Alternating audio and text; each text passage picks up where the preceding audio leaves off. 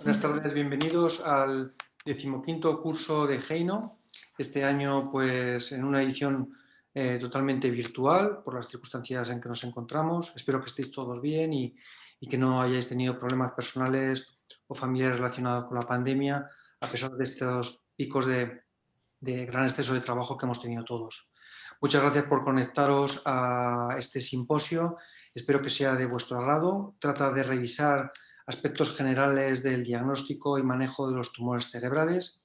Y antes de empezar a presentaros la primera mesa, me gustaría pues dar las gracias a toda la organización del curso, a MFAR, que bueno, pues nos han buscado siempre soluciones para conseguir lanzar esta nueva edición, a pesar de las dificultades, y también dar las gracias a todos los ponentes y moderadores por haber colaborado también para poder desarrollar este curso.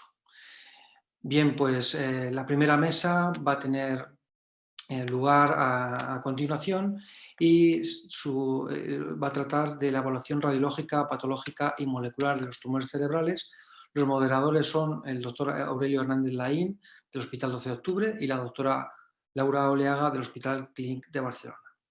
La dinámica de todas las mesas va a ser pues, que se van a lanzar directamente pues, las charlas, las clases ya pregrabadas, y una vez que han acabado estas charlas pregrabadas, pues los moderadores van a leer y van a hacer preguntas a los ponentes. Todo bueno, pues en formato de mesa de discusión.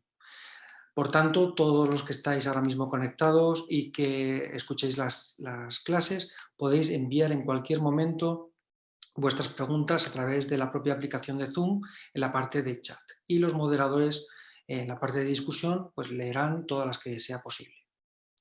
Entonces, sin más, vamos a empezar con las cuatro primeras charlas, que son valoración radiológica en tumores primarios del sistema nervioso central por la doctora Ana Ramos del Hospital 12 de Octubre, el PET en tumores primarios del sistema nervioso central del doctor Andrés Peris Chinotti del Hospital Clínic, la valoración patológica de los tumores primarios del sistema nervioso central por la doctora Cristina Carrato del ICO Badalona. Y para terminar esta mesa, pues contamos también con la colaboración de un investigador muy importante en el área de los tumores cerebrales y de toda la neurooncología, que es el doctor Joan Seoane del Vall d'Hebron Instituto de Oncología, y el tema de su charla es fundamentalmente el papel de la biopsia líquida en los tumores del sistema nervioso central, tanto primarios como secundarios. Y sin más, pasamos a la primera presentación. Muchas gracias.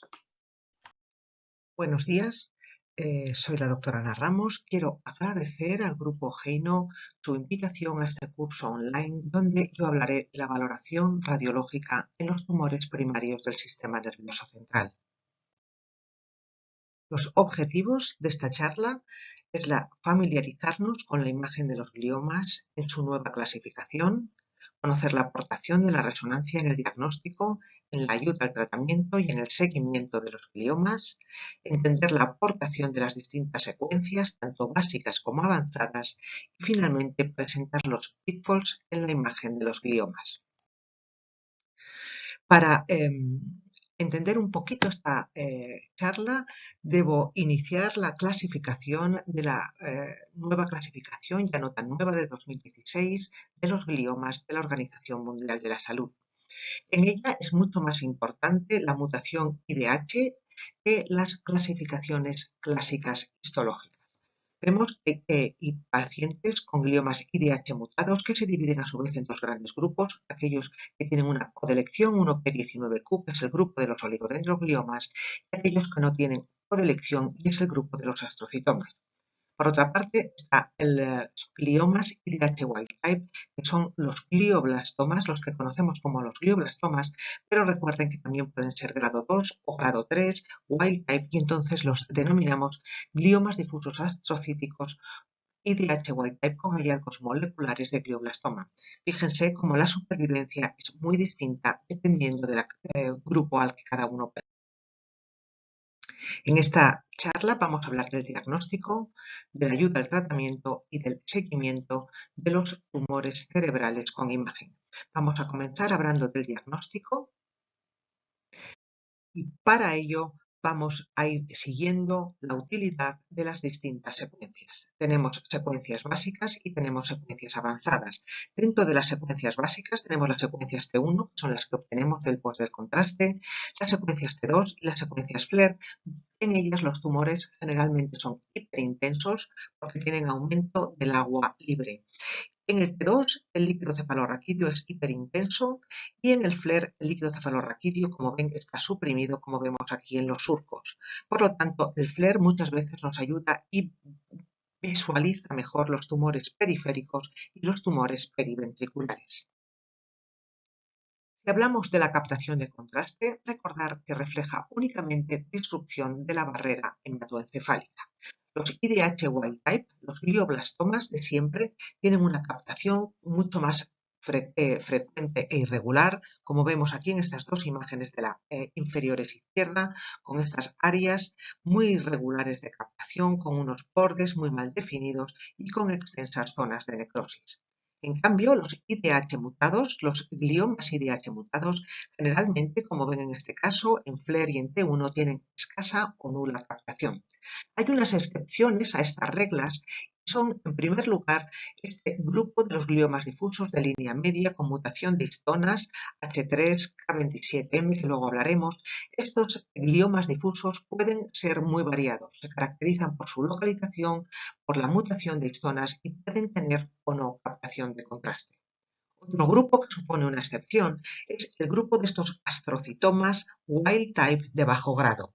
En ellos muchas veces tenemos captaciones escasas de contraste, sin embargo, se comportan como tumores muy agresivos con recidivas tempranas. Vamos a ver este ejemplo, un varón de 52 años, fíjense que es un tumor muy heterogéneo en secuencias T2, en secuencias FLAIR, una extensa infiltración del lóbulo frontal, del córtex bilateral parasagital y un comportamiento muy heterogéneo en la región del cuerpo calloso. ¿Qué es lo que tiene este paciente? Tiene captación de contraste aquí con estos focos hiperintensos en el cuerpo calloso. Pues miren ustedes que no tenemos que olvidar la tomografía computada. Aquí estas zonas corresponden con calcificación y este es nuestro primero pitfall. El calcio es mal detectado en la resonancia magnética, puede ser, como veis aquí, hiperintenso en secuencias T1 y nos da la falsa imagen de tumor captante. Esto es con contraste, esto es una secuencia T1 axial con contraste, esto es sin contraste y vemos que ya sin contraste en el plano sagital el tumor era hiperintenso.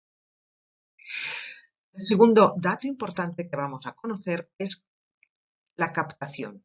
¿Cómo pueden captar? Esto es un estudio del 9 de octubre, es un estudio muy reciente y este es el 15 de octubre. Es el mismo paciente y fíjense qué es lo que ha pasado. Ha tenido una explosión el tumor, un crecimiento rapidísimo. La respuesta es no. En este estudio del 9 de octubre, las secuencias T1 se hizo inmediatamente después de la administración de contraste. En cambio, en las secuencias del 15 de octubre pasó tiempo porque se obtuvo perfusión T1, perfusión T2 y luego la secuencia 3 de T1. Es muy importante que recuerden que debemos esperar entre 5 y 8 minutos tras la administración de gadolinio. ¿Por qué? Porque en las secuencias T1 con contraste, si lo administramos y obtenemos la secuencia rápidamente, no damos tiempo a la barrera hematoencefálica rota a captar y nos puede aparecer, como en este caso, con una falsa imagen de ausencia de captación. Esta es nuestro segundo pitfall. Hay que esperar entre 5 y 8 minutos para que la captación sea adecuada. Hemos hablado de la captación, vamos a ver ahora la hiperintensidad de señal en secuencias T2 y en secuencias FLAIR, que puede corresponder tanto a edema como a tumor no captante.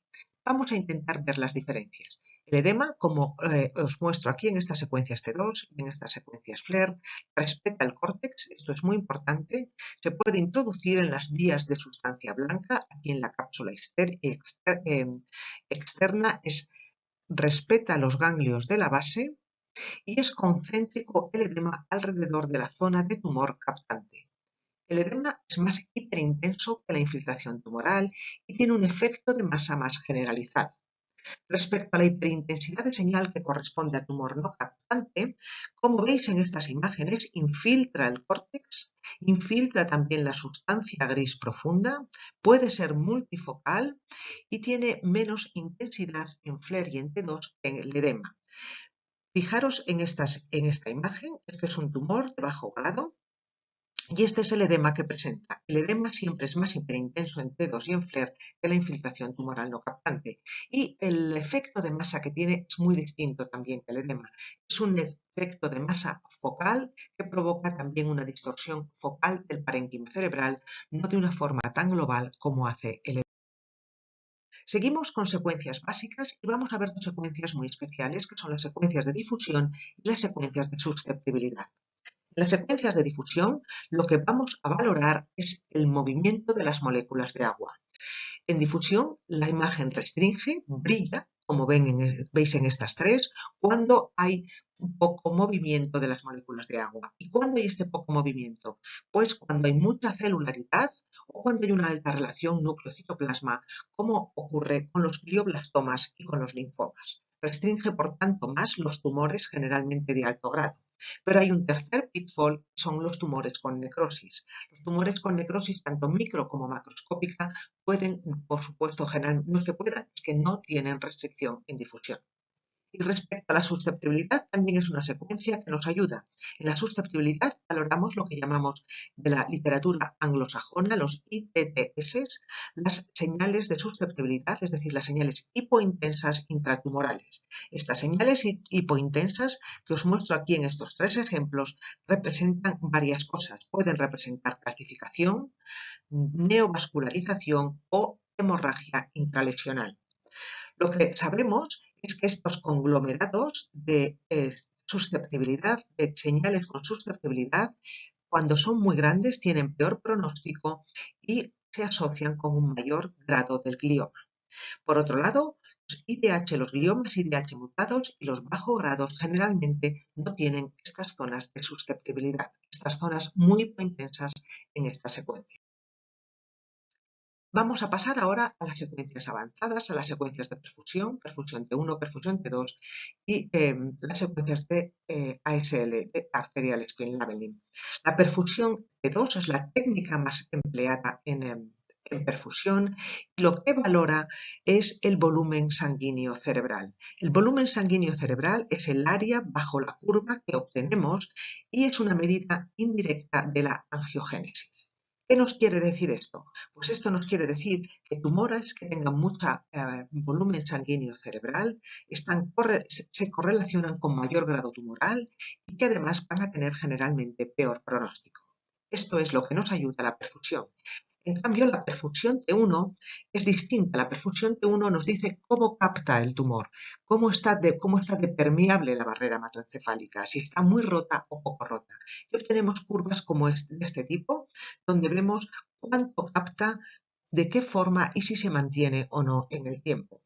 Valoramos, por así decirlo, la permeabilidad y, como os podéis imaginar, nos sirve exclusivamente para los tumores que tienen rota la barrera hematoencefálica y captación de contraste.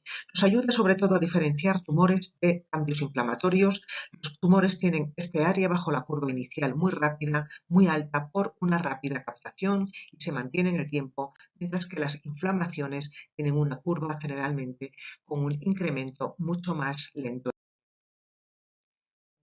Esto, que ya es lo mismo que acabamos de decir, la perfusión T2 tiene bajos valores de volumen sanguíneo cerebral cuando son bajo grados. Cuando son alto grado tienen altos volúmenes sanguíneos, generalmente mayor de 1,75, mayor de 2. Y miramos ahora este ejemplo. Este es un varón de 37 años con volumen sanguíneo cerebral de 3,6. Hemos dicho que a partir de 2 ya es alto grado. Sabemos que es una P19Q, una codelección, es un oligo. ¿Qué grado será? Pues si nos fijamos solo en la perfusión sería un alto grado. Sin embargo, este es el cuarto pitfall. Y es que los tumores IDH mutados con 1P19Q codeleccionados, los oligodendrogliomas, pueden tener volumen sanguíneo cerebral alto en bajos grados porque son tumores que en circunstancias normales los bajos grados tienen muchos. Vamos a ver ahora otra cosa, otro cambio. Vamos a ver los biomarcadores de imagen, a ver cómo nos pueden ayudar. Esto es un mundo, la verdad es que muy interesante y apasionante. Veis aquí tumores totalmente distintos. Estos son IDH mutados, astrocitomas de bajo grado o anaplásicos. ¿Y qué características tienen estos tumores que no tienen codelección? Pues fijaros que tienen unos bordes lisos, bien definidos, tienen una alta tendencia a localizarse en la región temporal y en la región insular y tienen una intensidad de señal homogénea. En cambio, los oligodendrogliomas, estos tumores con codelección 1p, 19q, van a tener unos bordes imprecisos, como muestran aquí, una intensidad de señal heterogénea y pueden tener también quistes y calciomas. Por otro lado, tenemos otro biomarcador y es el mismatch en T2 y en FLAIR. Los astrocitomas, los IDH mutados, los que no tienen 1p19q, van a tener un mismatch, una diferencia. En T2 son hiperintensos, en FLAIR únicamente son hiperintensos periféricamente, mientras que los oligodendrogliomas no tienen mismatch, se tiene un mismo comportamiento en T2 que en FLAIR, homogéneamente hiperintensos. Una vez visto esto, quiero que piensen qué tipo de tumor será esto y estoy seguro que lo van a acertar. Tienes un mismatch en T2 y en FLAIR únicamente brilla periféricamente y es un astro. No quiero dejar de mencionar una nueva entidad que son estos gliomas difusos infiltrativos de la línea media con una mutación de histón H3K27M. En niños corresponde con el 80% de los gliomas típicos, estos continuos de los niños con un crecimiento muchas veces exofítico, como ven en este caso, rodeando la arteria basilar. Tienen muy mal pronóstico con una supervivencia del 10% a los 2 años. No solo aparecen en niños, también aparecen en adultos jóvenes y en este caso se localizan en el tálamo de la médula. Hemos visto el diagnóstico, vamos a ver ahora cómo podemos ayudar al tratamiento. Lo podemos hacer con la RM funcional. Tiene muy buena precisión para localizar el córtex motor, como podéis ver en estas imágenes. Este es el córtex motor derecho e izquierdo y además vemos también el área suplementaria, en este caso el córtex motor de un paciente al que le estimulamos el pie, el movimiento del pie con este paciente con cavernoma, que como sabéis tiene una localización parasagital, la localización del pie. En cambio el lenguaje es totalmente distinto.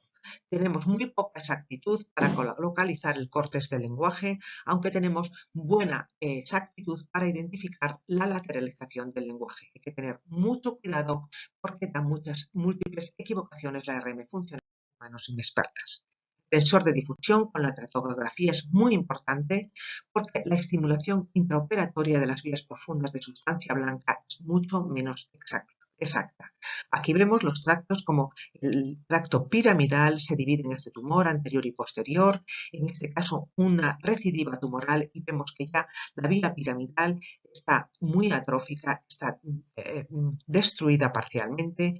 En este otro caso de una metástasis en un paciente muy joven, este es el córtex motor, pero necesitamos también ver cómo el tracto de la vía piramidal está íntegro pero desplazado. También en los tumores no captantes nos ayuda, si hacemos la perfusión, las zonas de mayor perfusión nos ayudarán a indicar, a biopsiar. Y respecto al seguimiento, quiero únicamente decir 3 cosas importantes. Hay que utilizar la RM postquirúrgica, es importantísimo para después ayudarnos al seguimiento, saber los restos tumorales y las posibles complicaciones que han existido y saber que existe lo que denominamos pseudoprogresión. La pseudoprogresión es una definición radiológica en el que aparece después de la radioterapia una captación que desaparece progresivamente sin tratamiento. Son cambios inflamatorios mucho más frecuentes en las 12 primeras semanas, en los 3 primeros meses tras el fin de la radioterapia y no significa pronóstico. Finalmente, lo que les quiero comentar es que siempre debemos valorar desde el inicio, no solo con el último estudio. Este es un paciente con un astrocitoma bajo grado del año 2018 y 2016. Parece que el tumor no ha crecido, pero si vemos toda la evolución desde 2013, está claro el crecimiento de este astrocitoma bajo grado. Y esto es todo. Muchas gracias por su atención. Buenos días, mi nombre es Andrés Pericinotti, soy médico nuclear del Hospital Clínic de Barcelona y en esta charla vamos a hablar de la utilidad de la tomografía de emisión de positrones en tumores primarios del sistema nervioso central. Como todos sabemos, el estudio de imagen por excelencia en este tipo de patologías es la resonancia magnética, ya que nos proporciona una alta resolución espacial para caracterizar morfológicamente las lesiones y además nos permite una neuronavegación en el momento de la cirugía. Sin embargo, como cualquier otro tipo de estudio, puede presentar limitaciones y estas principalmente están relacionadas con la captación de contraste. Una zona o una lesión que capte contraste no necesariamente quiere decir que presente actividad tumoral, sino que la captación del mismo tiene que ver con la integridad, con la ruptura, en este caso, de la barrera hematoencefálica. En medicina nuclear lo que se hace es marcar trazadores o fármacos con un isótopo radioactivo que tienen una vida media, y con esto inyectamos o administramos el radiotrazador al paciente, que se biodistribuye por el cuerpo para luego, por medio del tomógrafo PET, poder detectar esta actividad y obtener una imagen funcional, morfofuncional, que de acuerdo al radiofármaco que inyectemos podremos caracterizar de una u otra manera las lesiones. Existen varios radiofármacos PET que podemos utilizar para caracterizar las lesiones del sistema nervioso central. Vamos a comenzar por la FDG o la flúor-desoxiglucosa, marcada con flúor 18, que es un análogo de la glucosa, que lo que nos permite es detectar células tumorales, ya que las mismas muestran un aumento del metabolismo glucídico y por tanto una mayor captación de este radiotrazador. El problema o la limitación principal que presenta este radiotrazador es que la corteza cerebral ya de por sí fisiológicamente muestra una amplia captación del radiotrazador, una intensa captación del radiotrazador, y por tanto la relación entre el tumor y el fondo va a ser baja y va a tener menor sensibilidad que la resonancia magnética, ya que una captación elevada por parte del tumor podría verse enmascarada por la captación fisiológica del córtex cerebral. Sí que hay estudios que dicen, sin embargo, que a mayor grado histológico de la lesión, mayor grado de captación vamos a obtener por parte de la lesión, y que además este grado de captación podría tener cierto valor pronóstico. Una de las maniobras que podemos utilizar para mejorar esta relación entre el tumor y el fondo es la realización de imágenes tardías. Normalmente adquirimos imágenes a los 60 minutos de la inyección del radiotrazador. Sin embargo, si obtenemos imágenes más tardías, por ejemplo a las 6 horas, lo que podremos observar es cómo la captación fisiológica de FDG va disminuyendo, se va lavando. Sin embargo, persiste la intensa captación en la lesión, la intensa actividad hipermetabólica, y de esta manera podemos obtener una mejor relación tumor-fondo. La PET con FDG sí que puede ser útil también para poder distinguir una lesión de un glioma de un linfoma primario del sistema nervioso central, ya que los linfomas muestran una intensísima captación de FDG y su imagen suele ser bastante característica. Podemos entonces diagnosticar de forma segura estos linfomas. Como comentaba antes, el rol de este radiotrazador está limitado debido a la captación fisiológica del córtex. Se supone que gliomas de bajo grado y radionecrosis deberían tener una captación inferior a la actividad fisiológica de la sustancia blanca, y gliomas de alto grado o lesiones de recurrencia tumoral deberían tener una intensa captación de FDG superior a la captación de la fisiológica de la corteza cerebral, pero lo cierto es que existe un amplio solapamiento en el grado de captación de estas distintas entidades. Y es por esto que podemos recurrir a otros radiofármacos PET. Existe el misonidazol marcado con flúor 18. Este es un radiotrazador que es marcador de hipoxia, y la presencia de hipoxia en el tumor está asociada a resistencia al tratamiento con radioterapia y a la quimioterapia también. Sin embargo, este radiotrazador está limitado a su uso de investigación, no está disponible para su uso de manera asistencial en España. También disponemos del receptor de la somatostatina, marcado con galio, que se ha visto que tiene los meningiomas, tiene una amplia avidez por este radiotrazador, pero el grado de captación en los gliomas suele ser bastante variable, por lo tanto tampoco se suele utilizar en tumores cerebrales, o por lo menos solo en casos muy especiales. También disponemos de otros radiotrazadores como la colina y el FLT, que son indicadores, el FLT en el caso del FLT, de síntesis de ADN, y el caso de la colina de síntesis de membrana. Sin embargo, estos dos radiotrasadores se han visto que también son dependientes de la integridad de la barrera hematoencefálica. Si la barrera hematoencefálica está rota, vamos a ver captación de este radiotrasador y por lo tanto nos va a dar imágenes similares a la de la resonancia magnética, ¿no? En cuanto a las áreas de captación de contraste. Nuestra experiencia del PET con colina en nuestro centro nos ha mostrado que si bien hay una buena relación señal-fondo, ya que la corteza cerebral, el córtex cerebral de manera fisiológica no muestra captación de FDG, las imágenes que obtuvimos nos aportaban poca información adicional a la de la resonancia magnética. La verdad es que las imágenes eran muy similares, cuando no idénticas, en cuanto a la distribución del contraste endovenoso en comparación con la resonancia magnética. Nuestra experiencia particular no ha sido buena, sin embargo hay estudios científicos que han demostrado su utilidad. Nosotros no hemos podido realmente obtener los mismos resultados de los que están descritos en la literatura, y es por esto que me gustaría centrarme en los radiofármacos PET con aminoácidos. Estos radiofármacos tenemos tres tipos. El primero con el que se comenzó este tipo de radiotrasadores fue la metionina, marcada con carbono 11. Este isótopo tiene 20 minutos de vida media. Esto quiere decir que a los 20 minutos nuestra actividad se disminuye a la mitad.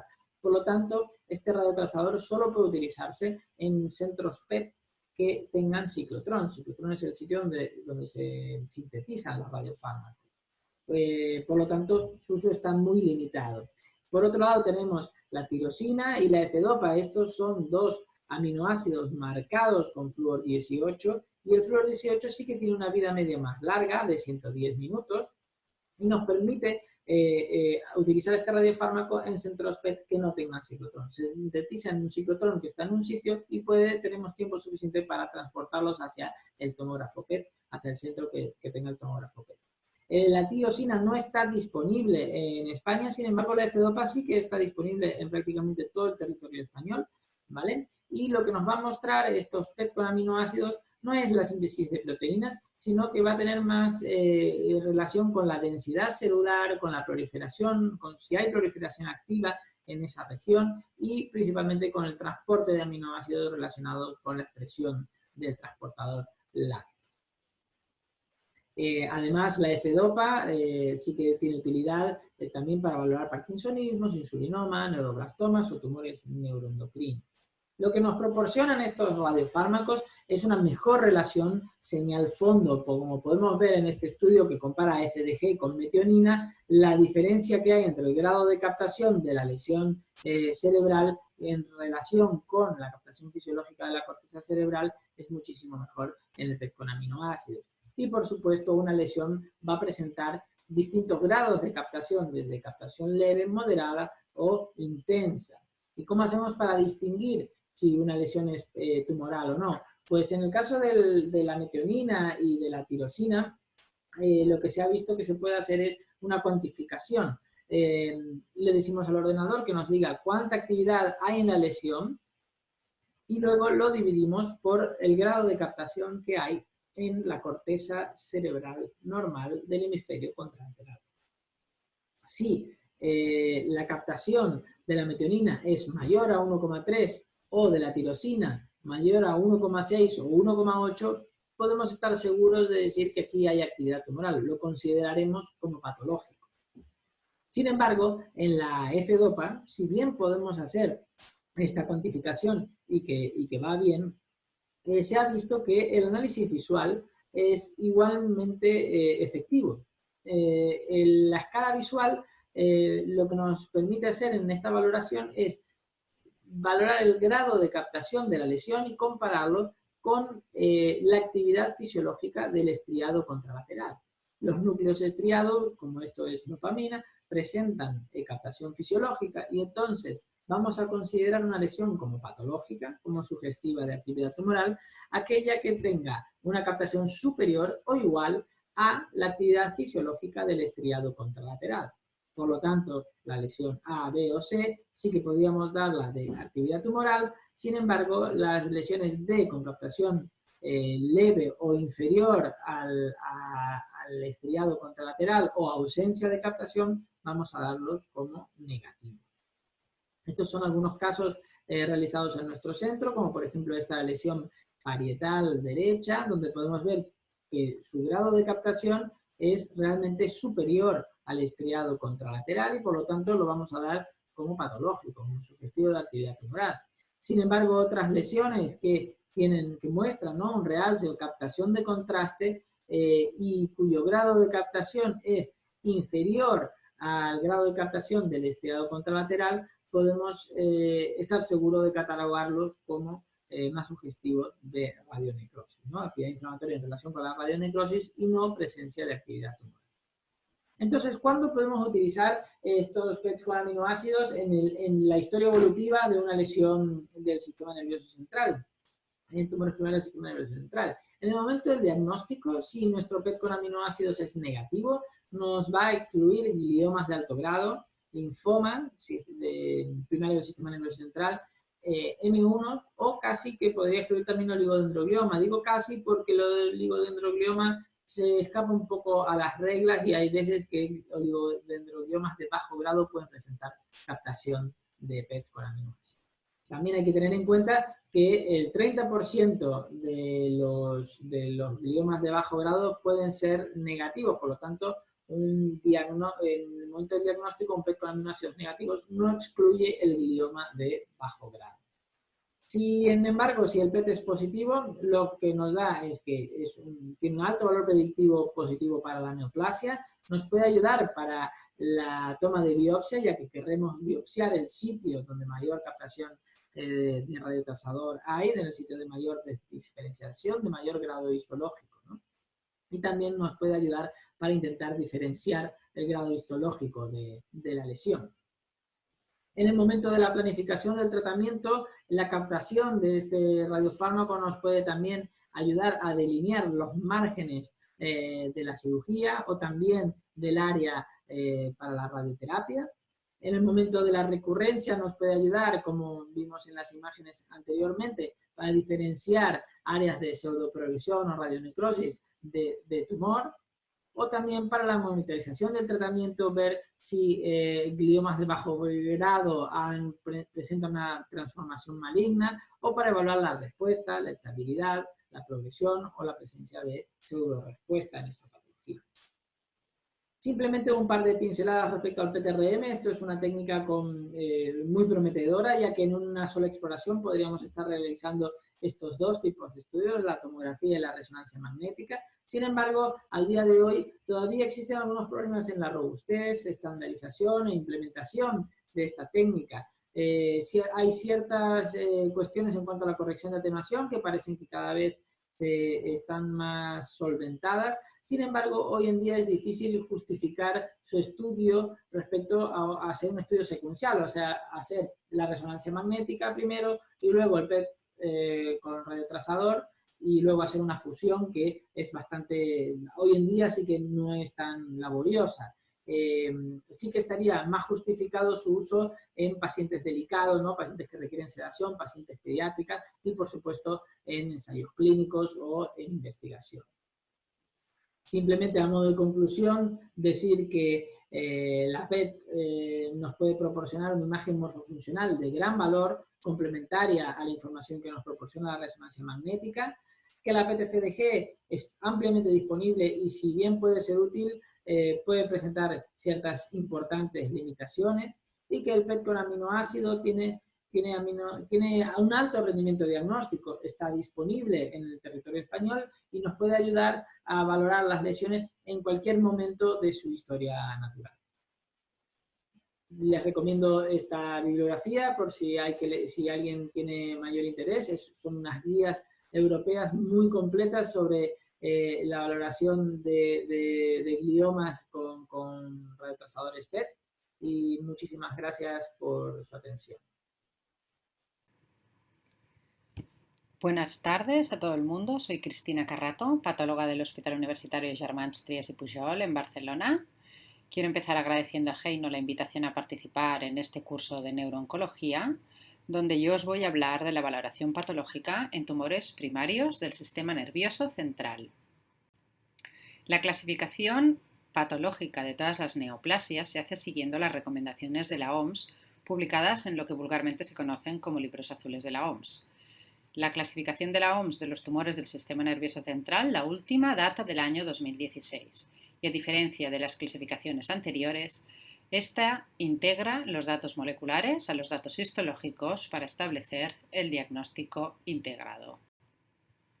En el año 2016 surge esta iniciativa, The Impact Now, de las siglas en inglés que aquí veis, de la mano de la Sociedad Internacional de Neuropatología, quien aúna a un grupo de neuropatólogos y de clínicos implicados en el tratamiento y manejo de estos pacientes con dos objetivos principales: guiar la incorporación de los nuevos conocimientos moleculares que se vayan adquiriendo a la práctica clínica diaria, sin tener que esperar a que surja una nueva clasificación de la OMS, y establecer las recomendaciones de los cambios a incorporar en las clasificaciones venideras. Estamos esperando una nueva clasificación de la OMS que aparecerá a mediados del año 2021, y ya disponemos de las recomendaciones que ha hecho The Impact Now y que ha publicado recientemente en el artículo que aquí abajo os muestro. Como el tema es muy amplio y el tiempo es escaso, voy a restringir mi presentación a la valoración patológica de los gliomas infiltrantes. Esta debe empezar siempre por una valoración morfológica, para confirmar que se trata de un glioma infiltrante y para valorar la representatividad tumoral de la muestra en estas épocas en las que realizamos estudios moleculares sobre estas muestras, pues los tumores, sobre todo los gliomas infiltrantes, se encuentran habitualmente contaminados por tejido no tumoral, como aquí podéis ver en esta diapositiva, donde os muestro una neurona normal atrapada entre medio de lo que aquí sería un astrocitoma infiltrante. Además, este primer estudio morfológico nos va a ayudar a aproximar el tipo histológico y el grado de malignidad del tumor. Tipo histológico como astrocitario o oligodendroglial, con esta morfología típica en huevo frito, y el grado de malignidad, que básicamente en los gliomas infiltrantes se basa en tres criterios: la presencia de figuras de mitosis, la proliferación microvascular en forma de vasos glomeruloides que remedan un glomérulo renal, o la presencia de necrosis. Entonces, en un departamento de anatomía patológica, ante un glioma infiltrante, debemos catalogarlo en una de estas entidades: oligodendroglioma, que desde la aparición del diagnóstico integrado y teniendo en cuenta la biología molecular, sabemos que por definición tiene que tener mutación de IDH y codelección de 1p19q, o astrocitoma, que no tiene codelección de 1p19q y que puede ser o mutado o wild type. Una vez los tenemos catalogados por tipo histológico, procederemos al examen histológico de los criterios de mitosis, proliferación vascular y necrosis para gradar cada uno de estos tipos tumorales. Que sepáis que el grupo de los oligoastrocitomas no ha sido borrado del todo, pero prácticamente ha desaparecido, porque estos tumores, cuando se miran molecularmente, o tienen alteraciones de oligodendroglioma o las tienen de astrocitoma, y lo que sí que ha aparecido es un nuevo tipo de gliomas infiltrantes, el glioma difuso de la línea media con mutación H3K27M, que por definición corresponde a un grado 4 de malignidad. Os dejo esta tabla aquí simplemente a modo de guía de lo que vamos a ir explicando en adelante, donde veis que realmente los gliomas son dos tipos de tumores diferentes: los gliomas infiltrantes, los que tienen mutación de IDH, y los que son wild type. Mutación de IDH todos los oligodendrogliomas y algunos astrocitomas. De hecho, astrocitomas de grado 2 y grado 3 el 80% son mutados, mientras que simplemente un 20% son IDH wild type. Y en cuanto a los glioblastomas es justamente al revés. La gran mayoría de los glioblastomas son IDH wild types, lo que antes denominábamos glioblastomas primarios, y un pequeño porcentaje son glioblastomas mutados. Por tanto, empezamos por discriminar estos dos grandes grupos de enfermedades: gliomas infiltrantes con mutación o sin mutación de IDH. Existen dos genes de IDH, IDH1 y IDH2, con mutaciones en hotspots en unos sitios específicos. Estas mutaciones son mutuamente excluyentes y tenemos un anticuerpo monoclonal que detecta de manera específica la forma mutada de IDH1R132H, que es la más prevalente pero no es la única. Así que ante una inmunohistoquímica positiva para este marcador podemos asegurar que tenemos mutación de IDH, pero cuando la inmunohistoquímica nos sale negativa, lo único que podemos decir es que no tenemos la mutación IDH1R132H, pero podemos tener otras mutaciones en IDH1 o en IDH2. O sea que una inmunohistoquímica negativa no permite catalogar a un caso de un IDH wild type.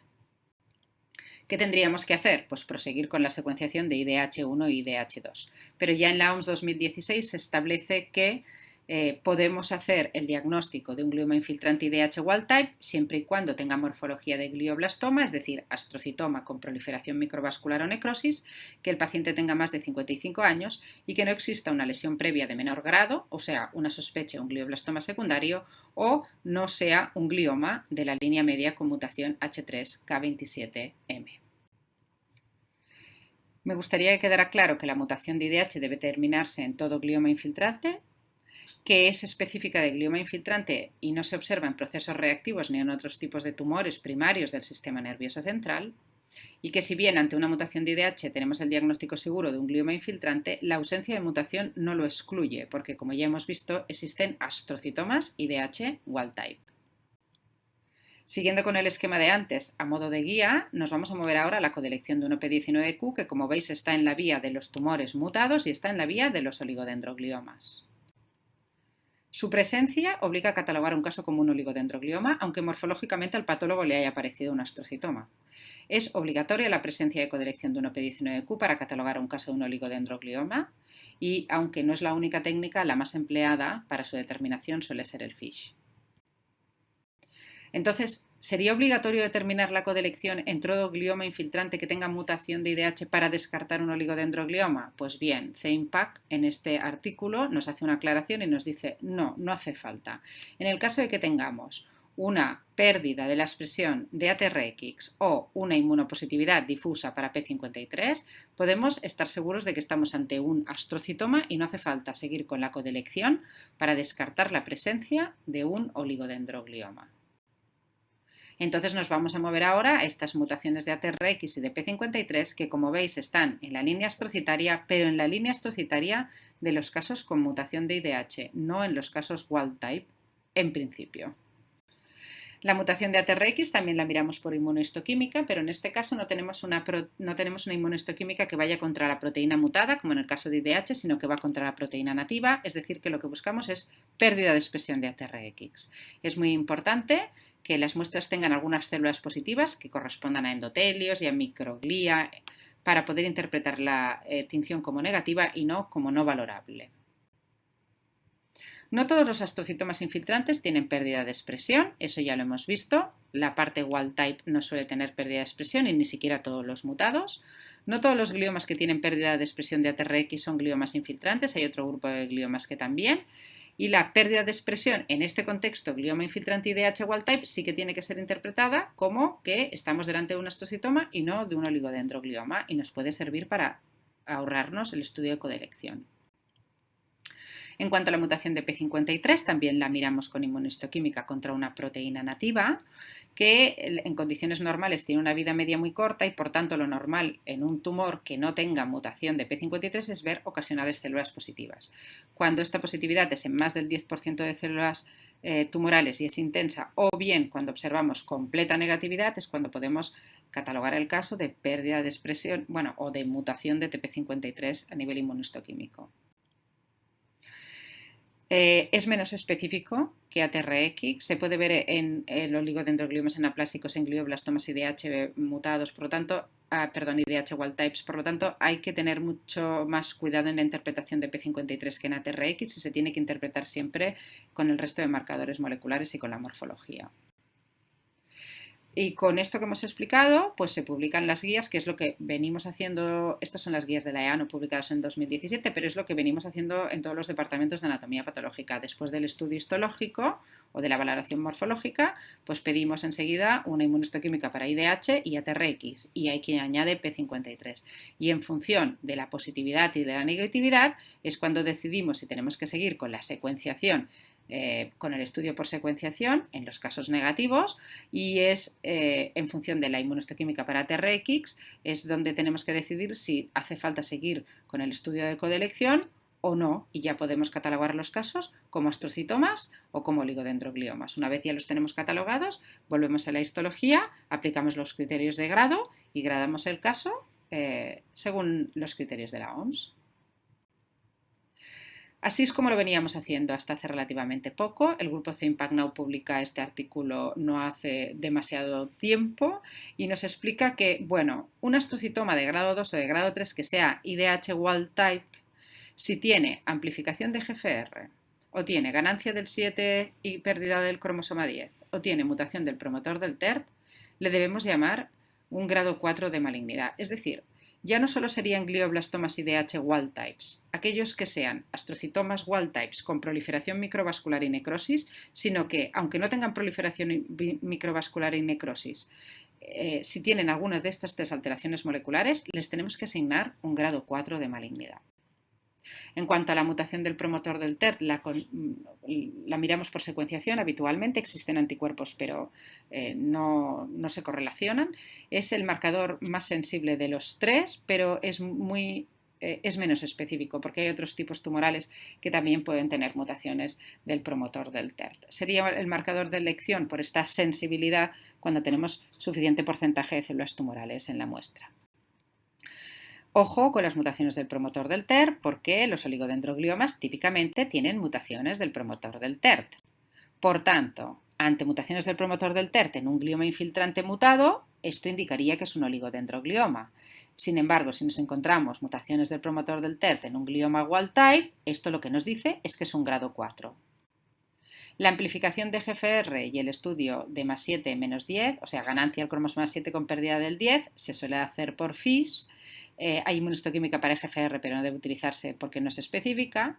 Son marcadores menos sensibles, pero son más específicos y son de gran utilidad en caso de muestra muy diluida por tejido normal. Le llega el turno ahora a los astrocitomas IDH mutados y Impact Now nos hace también una aclaración en cuanto al grado y nos dice que en el contexto, de nuevo, de un astrocitoma de grado 2, de morfológicamente grado 2 o 3, es decir, sin proliferación vascular ni necrosis, si este astrocitoma IDH mutado tiene delecciones homocigotas de CDKN2AB, que es el gen de la P16, esto obliga a catalogar el caso como un grado 4.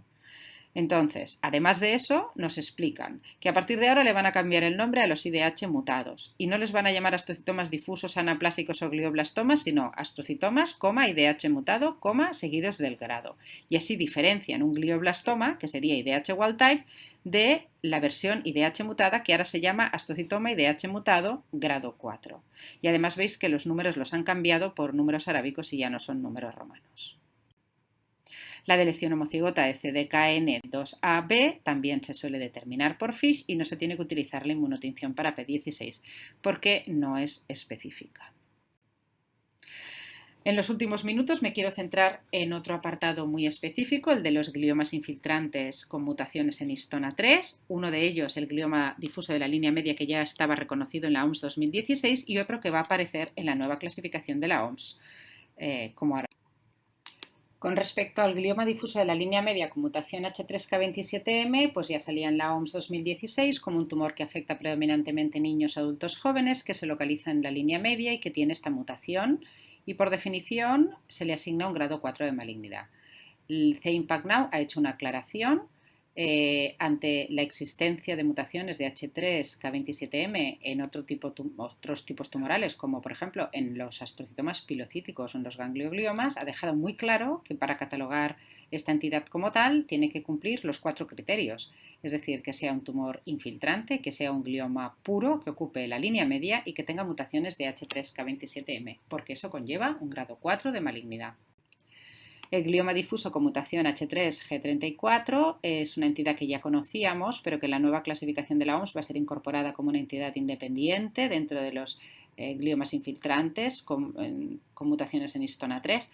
Afecta a niños y adultos jóvenes y ocupa los hemisferios cerebrales. Tiene unas características morfológicas muy peculiares y durante mucho tiempo se confundieron con tumores embrionarios, los antiguos PENETs, y la nueva clasificación también le va a asignar un grado de malignidad que va a ser un grado 4, cuando antes se hablaba simplemente de alto grado. Bien, todas estas entidades con mutaciones en histona 3 pues podemos detectarlas mediante secuenciación o también mediante estudio inmunohistoquímico, porque ambas dos disponen de un anticuerpo comercializado que van contra la proteína mutada, es decir, tenemos un anticuerpo como en IDH contra la mutación H3K27M y contra la mutación H3G34R. Por tanto, su positividad indicaría mutación.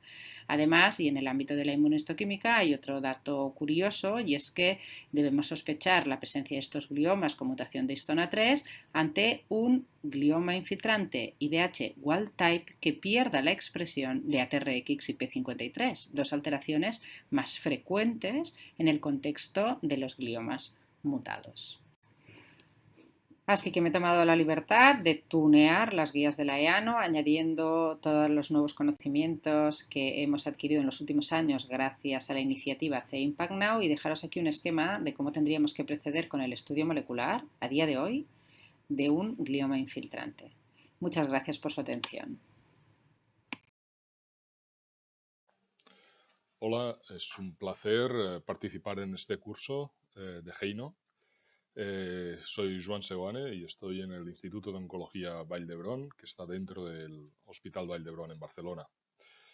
Lo que os quiero comentar hoy es el trabajo que estamos realizando en el entorno de la biopsia líquida en tumores del sistema nervioso central, tanto tumores primarios como en metástasis. Me gustaría empezar con esta diapositiva en donde quiero representar uno de los problemas que existe, de las complejidades que tiene el cáncer, y es el caso de la heterogeneidad entre lesiones.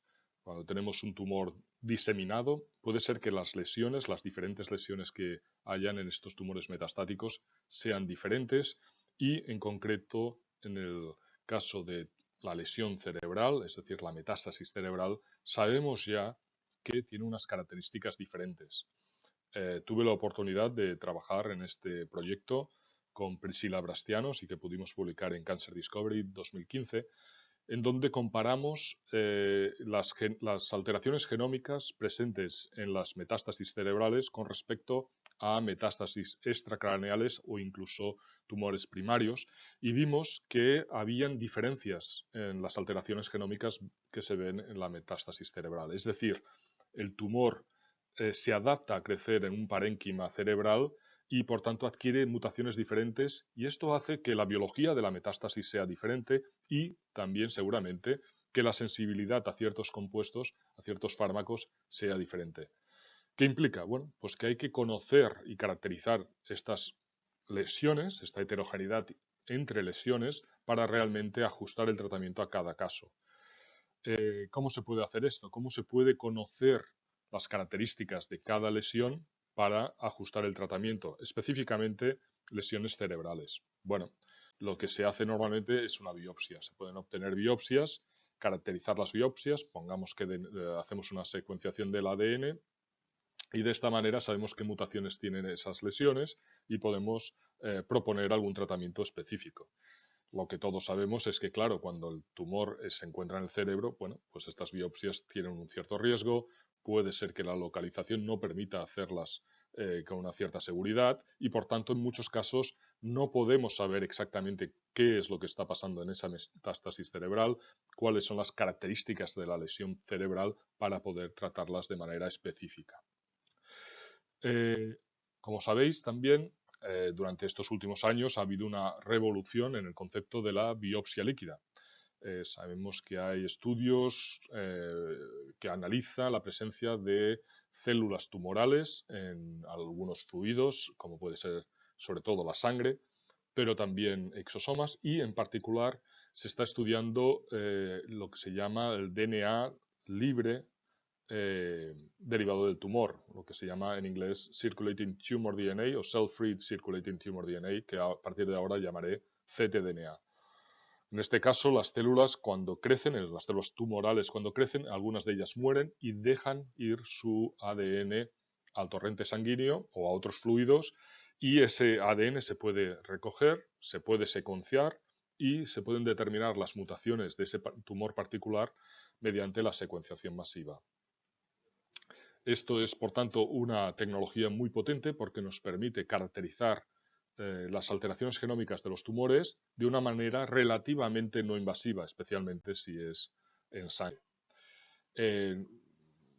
Como resumen o como revisión de este tema, os recomiendo leer esta revisión que hicimos con Alberto Bardelli y otros, en donde se puede determinar qué implicaciones clínicas puede tener el estudio del ctDNA, el Circulating Tumor DNA, en estos pacientes, desde determinar lo que sería la enfermedad residual, es decir, después de un tratamiento, cuando hay una clara respuesta, es posible que queden células tumorales y se puedan identificar mediante el ctDNA.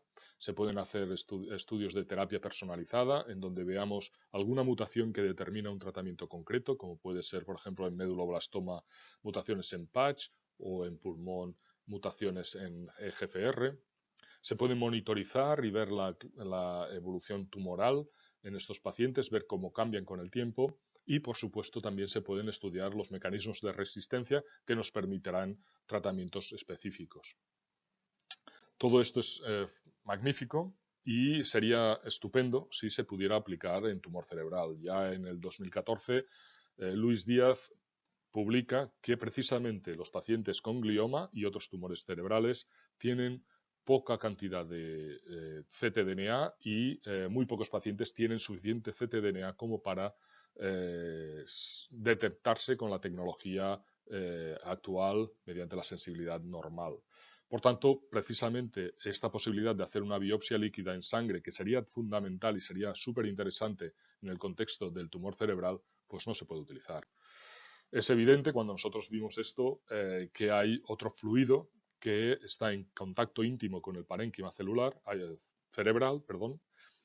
y por tanto con el tumor, y podría estar enriquecido en ctDNA, y este es el líquido cefalorraquídeo.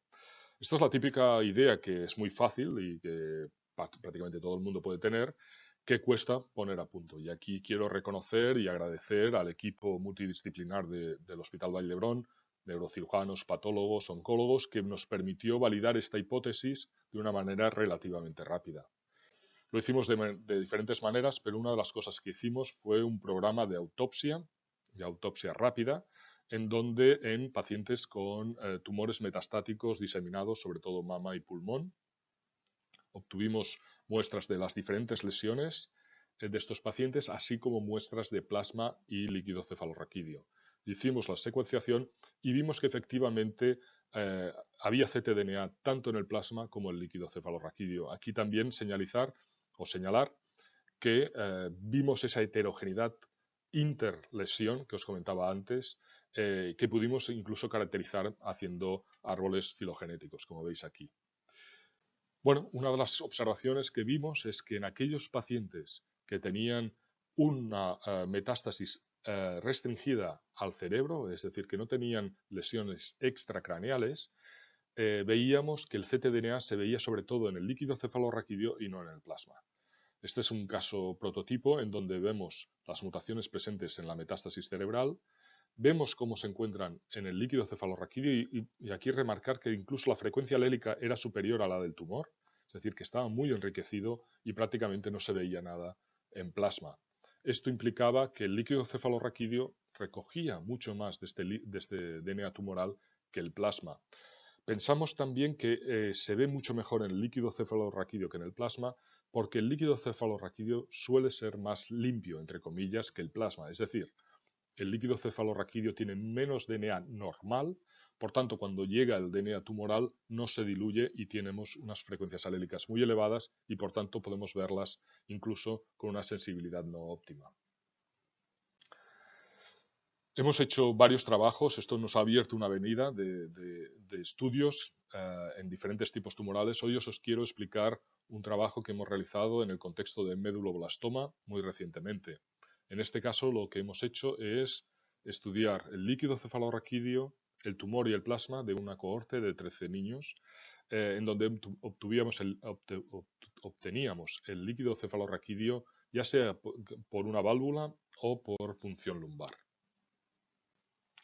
El meduloblastoma, como sabéis, tiene una cierta heterogeneidad en prognosis. Hay tumores que son mucho más agresivos que otros y también se puede subclasificar en diferentes subgrupos, como son el grupo de Wnt, Sonic Hedgehog, grupo 3 y grupo 4, que derivan también en una estratificación de riesgo, donde hay meduloblastomas con un riesgo más favorable y otro más agresivo. Este riesgo se puede determinar simplemente por las alteraciones genómicas que pueden tener estos pacientes, y esto está publicado en estos dos trabajos que tenéis aquí. Tuvimos muestras de 13 pacientes, secuenciamos los tumores y vimos que de esos 13 pacientes veíamos líquido cefalorraquídeo en todos, excepto en 3 casos, y en uno de los casos veíamos DNA en plasma, mientras que en todos los demás no veíamos plasma. Es decir, confirmábamos el resultado anterior, que es que en tumor cerebral se ve ctDNA más en líquido cefalorraquídeo que en plasma. Vimos también una cierta heterogeneidad en cuanto a los niveles de ctDNA. Aquí veis unas frecuencias alélicas muy elevadas en estos 3 casos y unas frecuencias alélicas más bajas en estos casos de aquí. Tenemos un indicio de que estos 3 casos son mucho más agresivos que el resto y que podría ser que la presencia de ctDNA conferiera mal pronóstico, pero todavía necesitamos tener una N más elevada para realmente tener una fuerza estadística correcta. Una de las observaciones que vimos muy interesantes es que veíamos una cierta correlación entre la frecuencia alélica de las mutaciones en el ctDNA del líquido cefalorraquídeo que correlacionaba con la frecuencia alélica en el tumor. Es decir, podíamos observar aquellas mutaciones que eran troncales, que se encontraban en todas las células, tanto en el líquido cefalorraquídeo como en el tumor, y luego veíamos esas mutaciones subclonales que se encuentran en un conjunto más pequeño de células, más mutaciones en inglés branch, que serían de rama, que también las podemos ver en el líquido cefalorraquídeo. Es decir, el ctDNA del líquido cefalorraquídeo nos daba una información de la heterogeneidad intratumoral y de la distribución de mutaciones de manera subclonal. Muy importante cuando pensemos en tratamientos, puesto que seguramente tratamientos dirigidos a mutaciones trunk, mutaciones generales, serán más efectivos que mutaciones subclonales. Pudimos determinar la estratificación de riesgo en estos pacientes mediante el análisis de una serie de mutaciones y alteraciones genómicas, como puede ser mutaciones en patch, mutaciones en beta-catenina, amplificación de MYC, y eso nos dio una información muy importante sobre el pronóstico y, por tanto, pudimos estratificarlos en función del riesgo. Muy importante cuando queremos ajustar el tratamiento al pronóstico para no tener problemas de efectos secundarios por un tratamiento muy intenso en tumores relativamente más benignos. Así evitamos problemas cognitivos o incluso tumores secundarios. Hicimos también un estudio para monitorizar al tumor y vimos que efectivamente la cantidad de ctDNA en líquido cefalorraquídeo correlacionaba con el volumen tumoral. Así, por ejemplo, si el tumor respondía al tratamiento o era extirpado, veíamos una bajada del ctDNA. Y esto es importante para ver esa monitorización del tumor. En 2 casos concretos vimos un cambio muy claro en lo que sería la evolución del tumor, un cambio en el tumor de recurrencia con respecto al primario. Está descrito que en meduloblastoma tumor de recurrencia es diferente al primario y aquí lo pudimos observar. En este caso concreto vimos toda una serie de mutaciones nuevas que aparecían en la recurrencia y por tanto podrían tener un papel importante en el tratamiento. Aquí, por ejemplo, vemos mutaciones en MYC que podrían indicar una agresividad incrementada en estos tumores. O, en este caso extremo, en donde vimos que las mutaciones de la recurrencia eran diferentes a la del tumor primario. Vimos que este paciente era un paciente Li-Fraumeni, es decir, que tiene mutaciones germinales en P53 y por tanto tiene predisposición a tumores independientes, y efectivamente lo que habíamos visto es que el tumor en recurrencia era otro tumor diferente al primario, quedaban residuos del tumor primario, pero realmente había otro tumor y por tanto a la hora de tratar estos pacientes tenemos que saber cuál es el otro tumor para realmente ajustar el tratamiento de manera adecuada. Por tanto, lo que vimos en este proyecto es que el ctDNA en el líquido cefalorraquídeo nos puede ayudar en el diagnóstico, en el pronóstico y, por tanto, ayudar en cómo ajustar el tratamiento a la agresividad del tumor para no tener efectos secundarios innecesarios. Nos permite, por tanto, estratificar el riesgo. Pero también nos permite monitorizar la progresión tumoral y ver si hay una respuesta o resistencia a tratamiento. Nos puede ayudar a la detección temprana de recurrencia o incluso ver si queda enfermedad mínima residual. Y finalmente nos permite caracterizar el tumor en recurrencia, ver cuál ha sido su evolución y ver si hay posibles dianas terapéuticas como por ejemplo mutaciones en patch que nos podrían indicar que inhibidores de Sonic Hedgehog podrían ser interesantes. Y esto es lo que estamos viendo actualmente. Como os decía, no solamente hemos hecho trabajos en meduloblastoma, hemos hecho también trabajos en glioma, por ejemplo en glioma difuso. Nos hemos basado en todo el esfuerzo que ha habido en el estudio genómico de estos tumores y hemos visto que con un estudio de mutaciones en 5 genes podemos determinar el pronóstico en estos tumores. No hablo más porque está publicado recientemente. Aquí veis el ejemplo de estos paneles y cómo son sus resultados. También tenemos un trabajo en linfoma del sistema nervioso central, en donde hemos visto que podemos determinar recurrencia con más sensibilidad que con citometría o citología, es decir, vemos ctDNA en el líquido cefalorraquídeo en pacientes con recurrencia antes de ver la recurrencia en citometría o en citología. Vemos aquí cómo baja los niveles de ctDNA y de células en respuesta al tratamiento, pero que luego vuelven a subir. Y esto pensamos, y es debido a una recurrencia temprana. Aquí lo vemos lo mismo, baja en respuesta al tratamiento, tanto el ctDNA como las células, luego vuelve a subir, no lo vemos en citometría y esto deriva en recurrencia. En plasma se ve todo mucho menos, como era lo esperado en base a nuestro trabajo. Y en este caso concreto podemos detectar enfermedad residual. Y estos son casos en donde, a pesar de que hay un tratamiento que elimina, en teoría, las células detectadas por citometría, seguimos viendo ctDNA y efectivamente este paciente tiene una recurrencia y fallece. Por tanto, podemos detectar enfermedad mínima residual. Con esto, finalmente, creemos que el líquido cefalorraquídeo puede darnos mucha información a través del ctDNA en el diagnóstico, en el pronóstico, nos puede ayudar en la detección de mutaciones que predigan respuesta a ciertos tratamientos, mutaciones en patch o en otros genes. Nos permite monitorizar el volumen tumoral y también estudiar la evolución de estos tumores y cómo cambian con el tiempo para ajustar el tratamiento a las características del tumor en cada momento. Quiero acabar agradeciendo a los equipos que han ayudado con nosotros, a Soledad Gallego y a Ana Llort del equipo de oncología pediátrica del hospital, Elina Martínez Sáez y Santiago Ramón y Cajal del servicio de patología, neurocirugía con Fran Martínez Ricarte y Juan Sauquillo. También a la gente que ha hecho este trabajo en mi laboratorio, como por ejemplo, sobre todo Laura Escudero, que ha sido muy, muy importante en este proyecto. Y también a nuestras fuentes de financiación, especialmente la Asociación Española contra el Cáncer y FERO. Y con esto quisiera acabar. Muchas gracias. Pues yo creo que podemos pasar ya a la discusión. Entonces, hemos recogido algunas preguntas en el chat y yo creo que puedo empezar yo con 2 preguntas que veo de la doctora Balañá. Una para la doctora Carrato, que ya la formulo.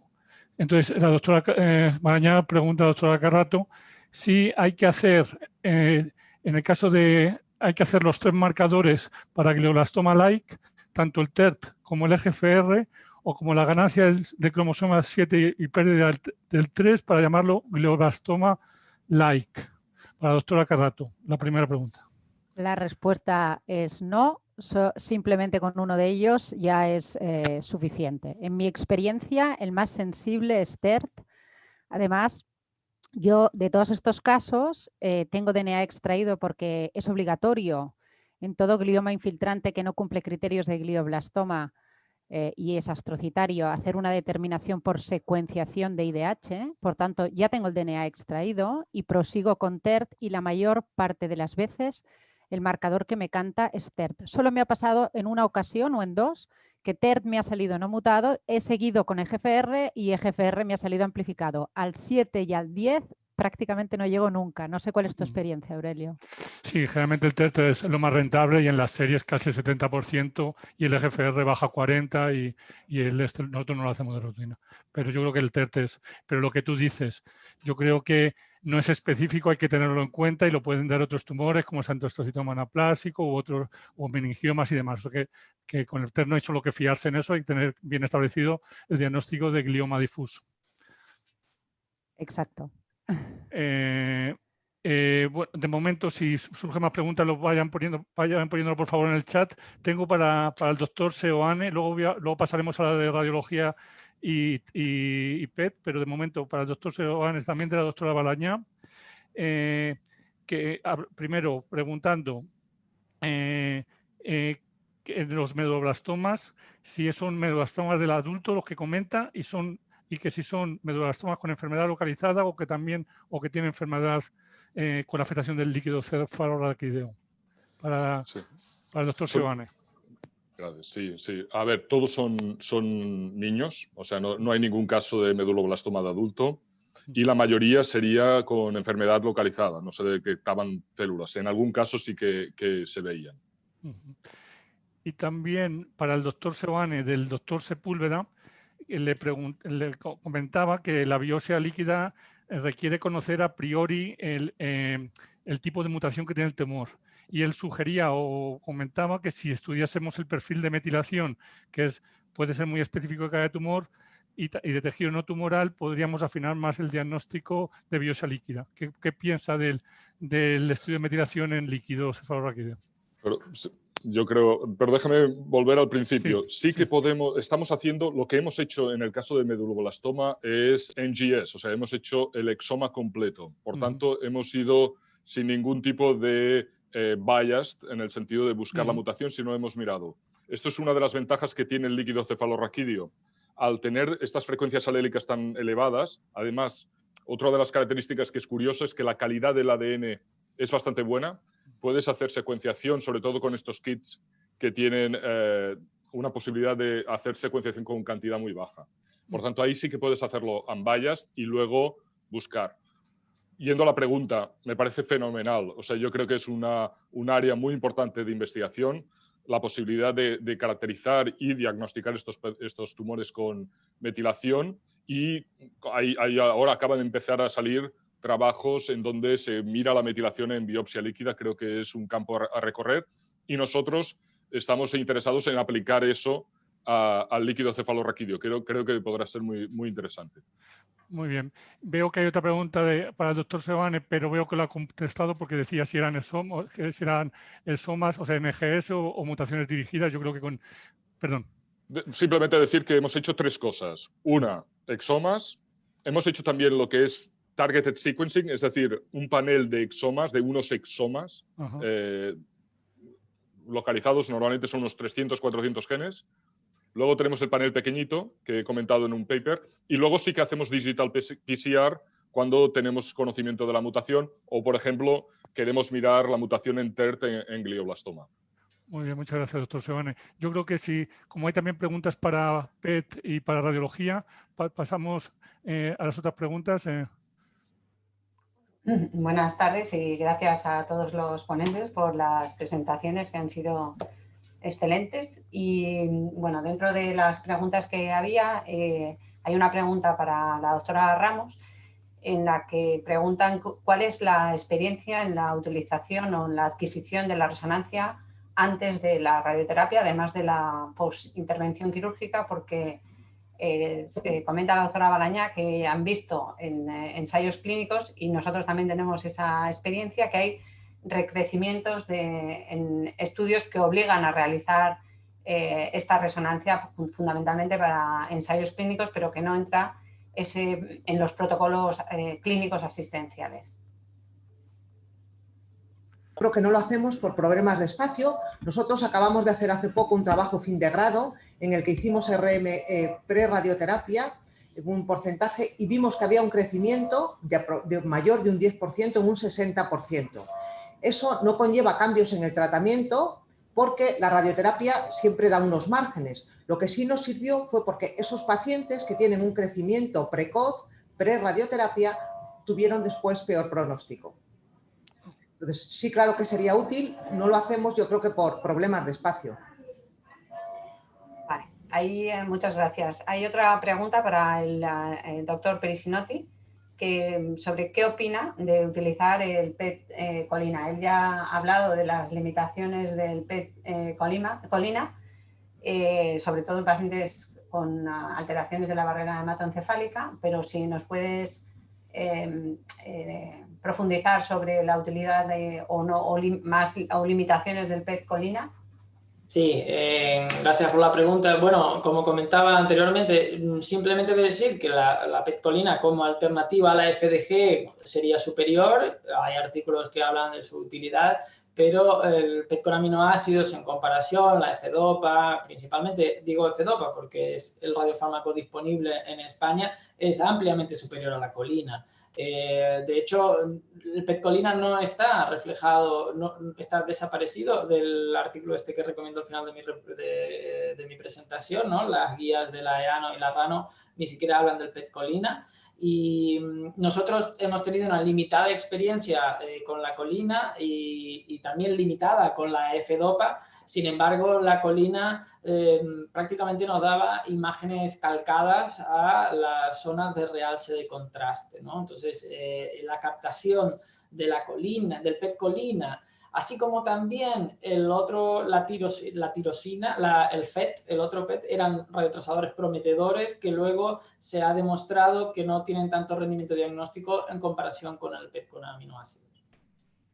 Vale, muchas gracias. Pues no sé, yo creo que como vamos un poco retrasados, tal vez sería bueno pasar ya a la parte de los casos interactivos que pueden ser de utilidad y así dejamos también tiempo para las otras ponencias y que no nos retrasemos más. Muy bien. Pues vamos a pasar a los casos clínicos. Bueno, abro la presentación. Bueno, yo soy el doctor Hernández Laín, de Neuropatología del 12 de octubre. Y espera un momento, voy a ponerlo en pantalla completa.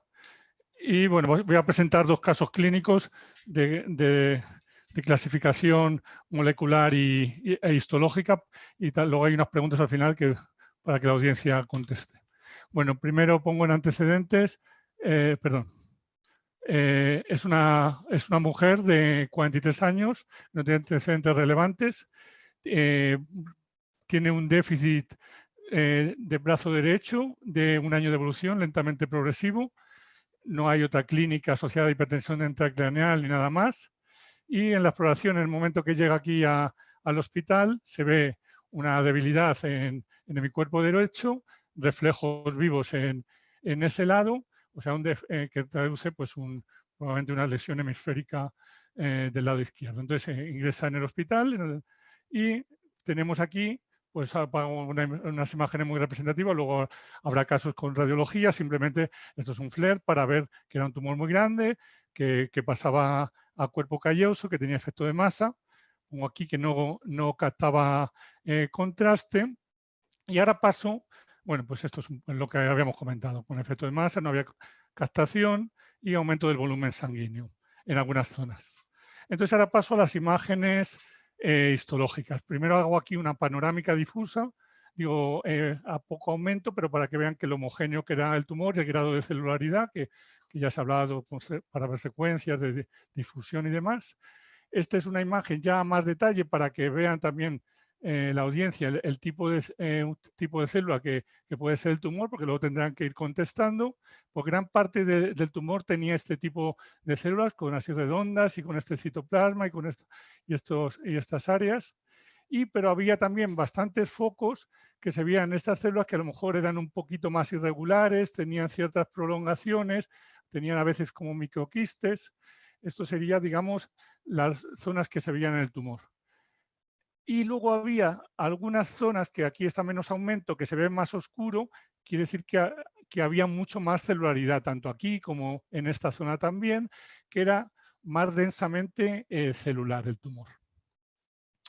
Ahora pasamos a más hallazgos que se vieron en el microscopio. Todo esto son técnicas de hematoxilina y eosina, que aquí se veían mitosis. Aquí, en este caso en concreto, en este tumor, se vieron 3 mitosis por 10 campos de gran aumento.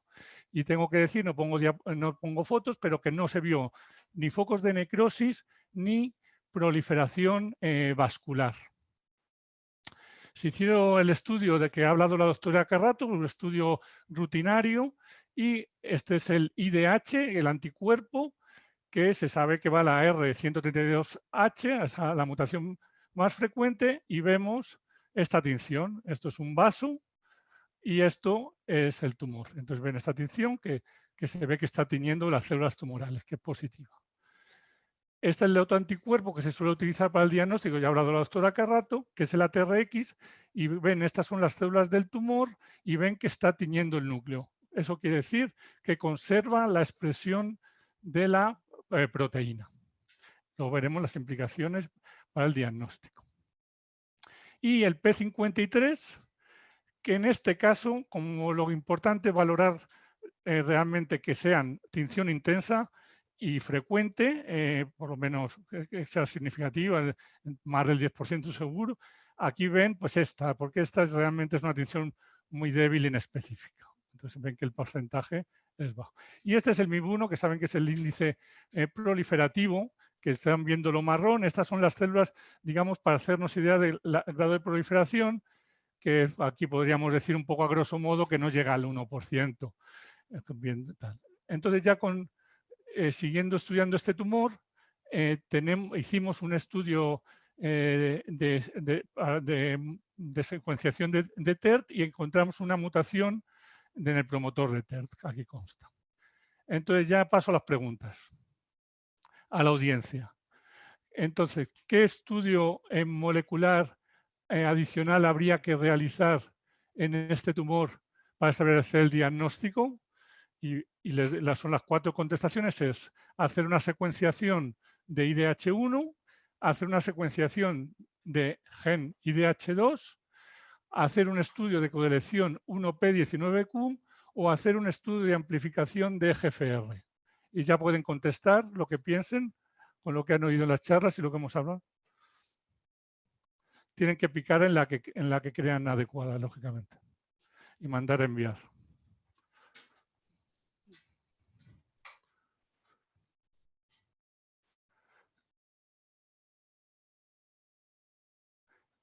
Entonces, estamos viendo que la gran parte de la audiencia ha pedido un estudio de colección de 1P19Q. Pues muy bien, han seguido muy bien la ponencia y está, porque esto es lo que haría falta para el diagnóstico de este tumor. Este tumor que ahora vamos a seguir con las preguntas, no desvelaré, pero es muy importante hacer el estudio de colección de 1P19Q. Vamos a seguir las siguientes preguntas y luego ya no quiero hacer spoiler antes. Bueno.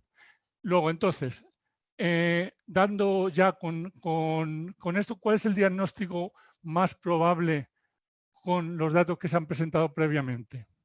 Tenemos astrocitoma con mutación de IDH, glioblastoma con mutación de IDH y mutación de TERT, oligodendroglioma o astrocitoma pilocítico.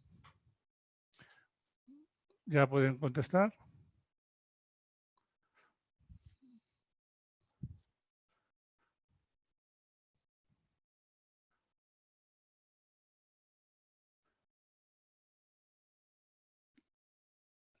Muy bien. Pues entonces los resultados también siguen siendo muy altos hacia el oligodendroglioma.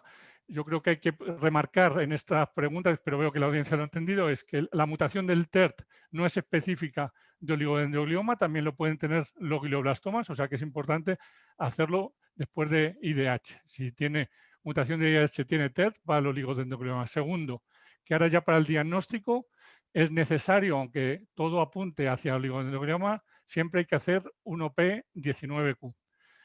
Y con esto y con la morfología que iba muy típica, pues parece que todo está muy cerrado. Y ya quedaría la última pregunta sobre este caso, que sería, ya hay que seguir, ya hemos dicho que hay que dar la clasificación histológica molecular, pero también hay que dar el grado de la OMS, que como ven están en letras arábicas. Entonces, ¿qué grado darían con este tumor que hemos presentado? ¿Grado 1, grado 2, grado 3 o grado 4?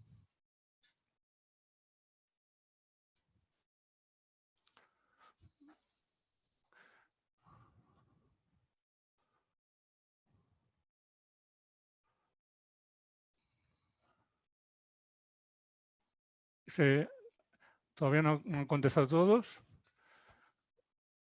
No veo las contestaciones.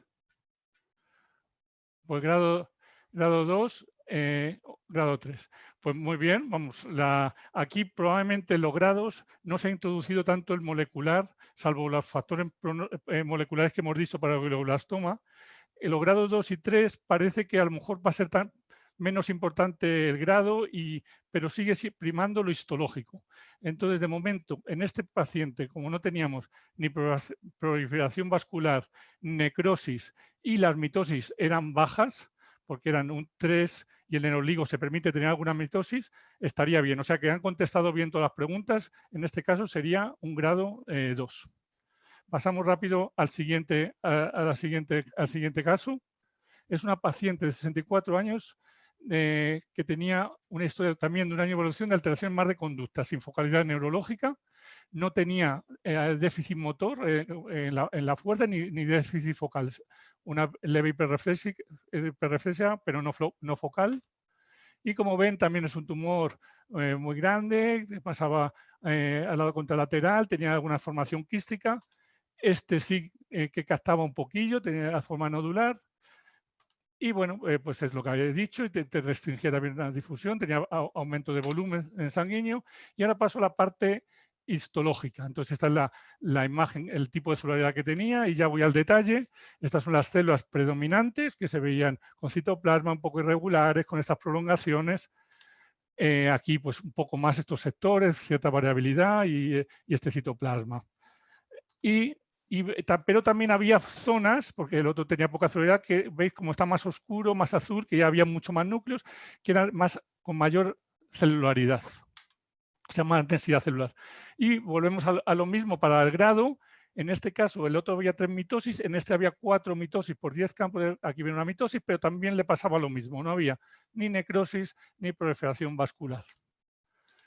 Entonces, esto es la rutina que hemos dicho, se hizo IDH, que como ven el vaso está limpio, el resto está limpio, pero aquí se ven la zona de infiltración, estas células que marcaban para IDH 132H. Y este es la TRX, que ven los núcleos de las células tumorales, que están claros, quiere decir que ha perdido la expresión. Y el MIB1 ven, bueno, esta zona es un poco de menos densidad celular, pero en esta zona se ve baja el índice proliferativo. Y también hicimos un estudio molecular adicional que se detectaba esta deleción en homocigosis del CDKN2A. Pasamos a las preguntas ya con todos estos datos. La primera, ¿qué técnica, por lo que he enseñado, se ha utilizado para determinar si existe mutación de IDH? Es bien, secuenciación Sanger, FISH, inmunistoquímica o Next Generation Sequencing.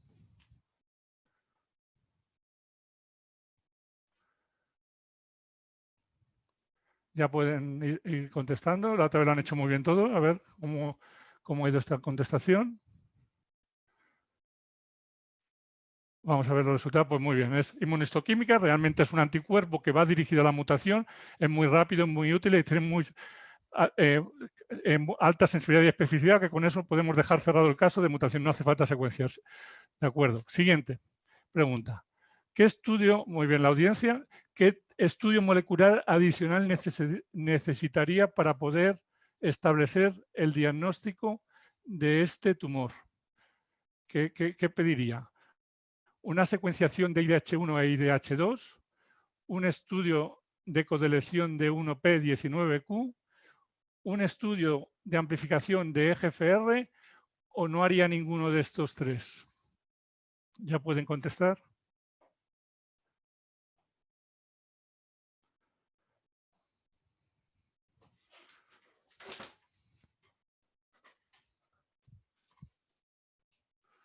¿Sí? A ver los resultados.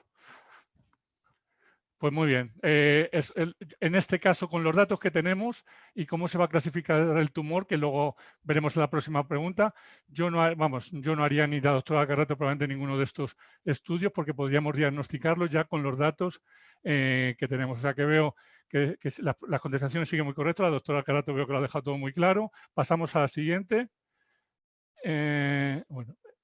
No. Y ya, perdón. Entonces, ya con los datos que... Esta es la última pregunta mía. Con los datos que disponemos, ¿cuál es el diagnóstico de este tumor? 1. Astrocitoma anaplásico grado 3 no mutado, IDH no mutado. Astrocitoma grado 4, IDH mutado. Astrocitoma difuso grado 2, IDH no mutado, perdón. O astrocitoma anaplásico grado 3, IDH mutado. Miren todas las contestaciones, que todas tienen su matiz.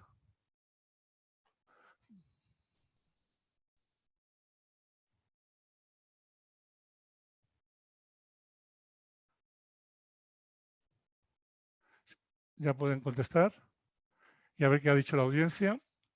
Pues muy bien. Entonces, esa es la correcta, la 54. Estos pasa, como hemos dicho, ya no se van a llamar glioblastomas, se van a llamar astrocitoma grado 4 y al tener la delección en homocigosis del CDKN2A, pues pasarían directamente a grado 4, aunque no tuviesen proliferación vascular y necrosis. O sea que muy bien tanto la doctora Carrato como toda la audiencia, o sea que ha quedado muy clara en la parte de la clasificación de los tumores. Yo cierro mi parte, ahora pasamos a los otros casos clínicos.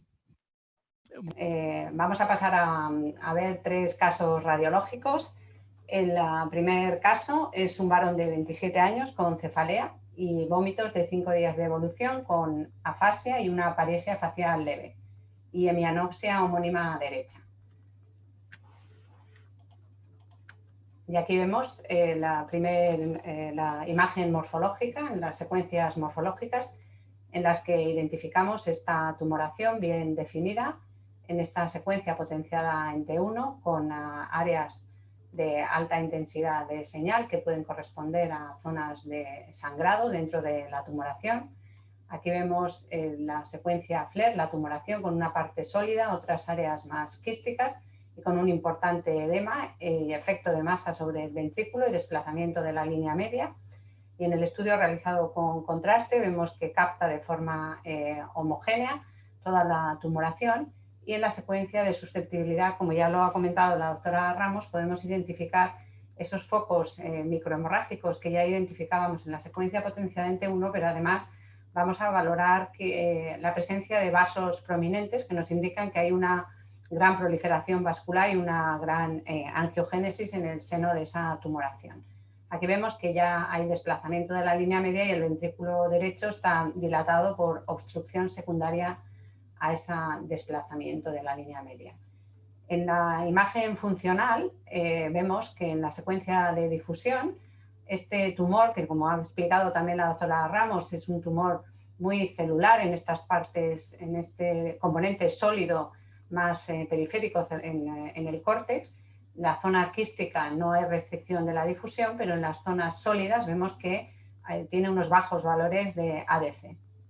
Y en el estudio de perfusión, en el mapa paramétrico de volumen sanguíneo cerebral relativo, vemos que todas esas áreas que identificábamos captantes en la secuencia con gadolinio, vemos que hay un gran aumento del volumen sanguíneo cerebral relativo con un índice que era superior a 3. Y en el estudio de espectroscopia vemos que hay un gran pico de colina, una disminución del N-acetilaspartato y también un pico de lípidos y lactato. En este caso, ¿cuál sería el diagnóstico más probable?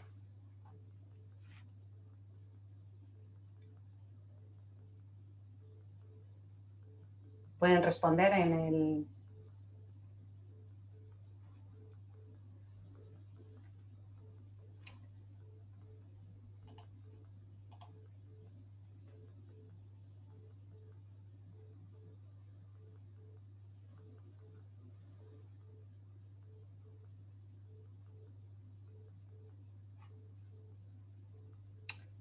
Yo no veo las respuestas de la audiencia. Ahora, muy bien, sí, pues en la mayoría de la audiencia, un 78%, han identificado correctamente la lesión, que se trata de un glioblastoma. Ya hemos identificado todas las características que nos indican que es un tumor de alto grado, agresivo, con gran vascularización y es un tumor intraaxial. Por tanto, efectivamente, se trataba de un glioblastoma. Y en la segunda pregunta, en este caso, ¿qué características de imagen se visualizan en esta lesión que orientan a una tumoración de alto grado? La presencia de necrosis, la presencia de un volumen sanguíneo cerebral relativo elevado, un coeficiente de difusión aparente bajo, solamente A, B y C son correctas, solamente el paciente, en este caso solo veíamos un aumento del volumen sanguíneo cerebral relativo y un coeficiente de difusión aparente bajo, o las tres son correctas.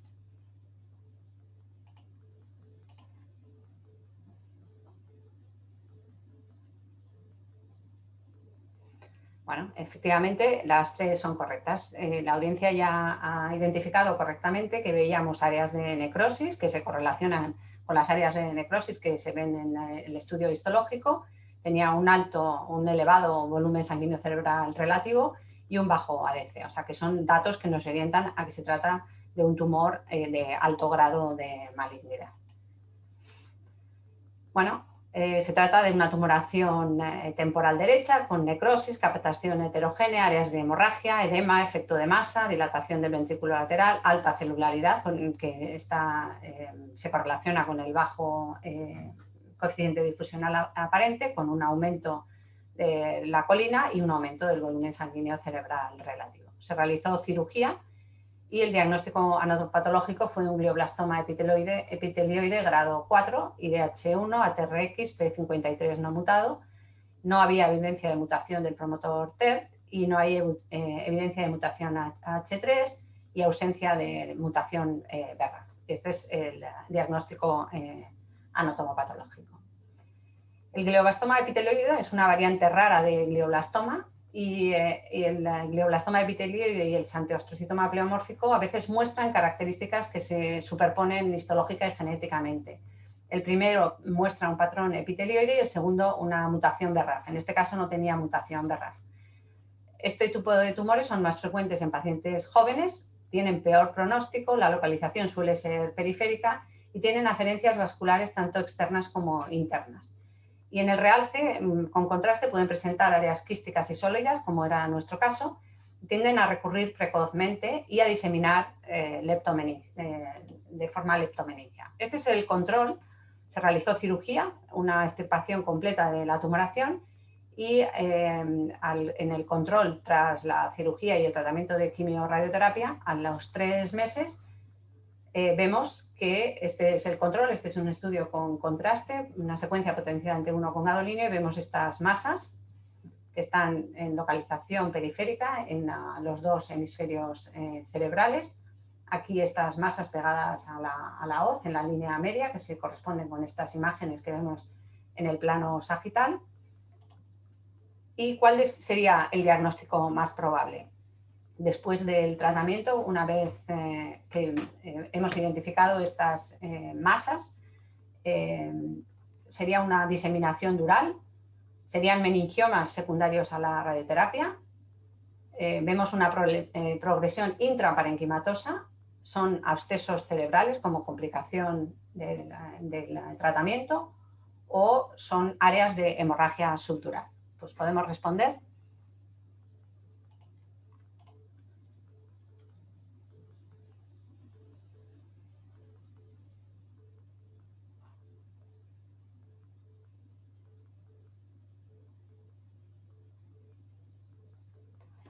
Efectivamente, la mayoría de la audiencia está de acuerdo en que se trata de una diseminación dural. Como ya he comentado, este tipo de tumores tienden a recurrir y a provocar diseminación meningia, tanto leptomeningia como dural, y en este caso se trataban de múltiples masas extraaxiales que estaban diseminadas en los dos hemisferios cerebrales adheridas a la dura y en la línea media adheridas a la hoz. O sea que se trataba de una diseminación dural. Bueno, y estas son referencias que...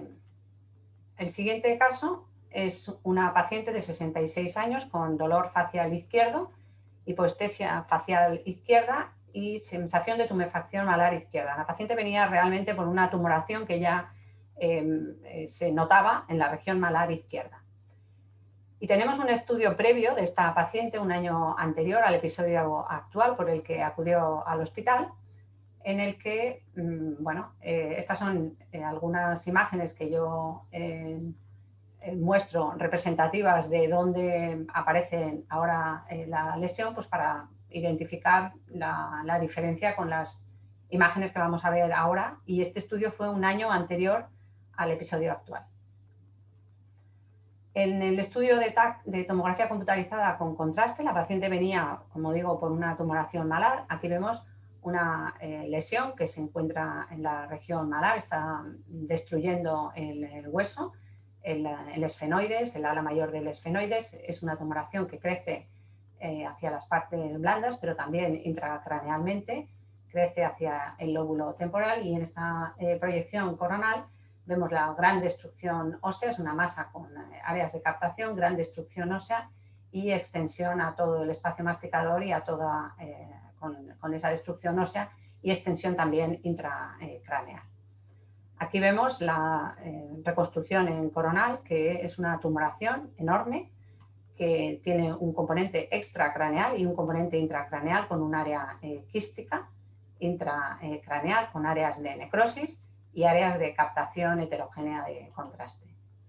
Y este es el estudio de resonancia. Identificamos lo mismo que veíamos en el estudio de tomografía computarizada, la gran tumoración que afecta al esfenoides, destruye, aquí vemos el esfenoides normal y toda la musculatura que está destruyendo el hueso, invade el seno cavernoso, tiene una extensión extra e intracraneal invadiendo todo el lóbulo temporal. Aquí vemos la porción cisternal del quinto par craneal y aquí vemos que el quinto par craneal está engrosado, y en la secuencia potenciada en T2 vemos cómo desplaza la musculatura orbitaria y aquí provocando un exoftalmos. En la secuencia de difusión vemos que tiene una alta señal y un bajo valor de ADC, de nuevo indicando un tumor con alta celularidad con un bajo ADC. Y con contraste vemos que tiene una captación heterogénea con áreas de necrosis y de nuevo aquí vemos el realce rodeando a la porción cisternal del quinto par craneal, y en la proyección coronal vemos la gran extensión intra y extracraneal y la imagen que se superpone a la imagen que habíamos visto de resonancia magnética con ese componente sólido y con áreas quísticas. En unos cortes superiores el tumor se extendía superiormente y vemos estas áreas con alta señal en la secuencia potenciada en T1 que se corresponden con áreas de hemorragia que las vamos a detectar mejor con la secuencia de susceptibilidad por la inhomogeneidad generada, por la susceptibilidad generada por la sangre, y aquí vemos el gran edema y el efecto de masa y el desplazamiento de la línea media y áreas focales puntiformes de captación de contraste. En el estudio de PET-TAC también tenía un aumento de depósito de radiotrazador en ese área. Este es un PET con FDG Porque, y en el estudio con gadolinio, pues aquí estamos viendo toda la tumoración, vemos que invade todo el espacio masticador, la fosa pterigopalatina, invade todo el espacio masticador, se extiende extracranealmente, invade el seno cavernoso, afecta a la porción cisternal del quinto par craneal, invade todo el lóbulo temporal, destruye el hueso y se extiende superiormente con esta captación heterogénea e irregular de contraste. ¿Qué características de imagen vemos en esta lesión? Vemos necrosis, vemos hemorragia, vemos destrucción ósea o solamente vemos necrosis y hemorragia y no se ve destrucción ósea, o las tres respuestas son correctas.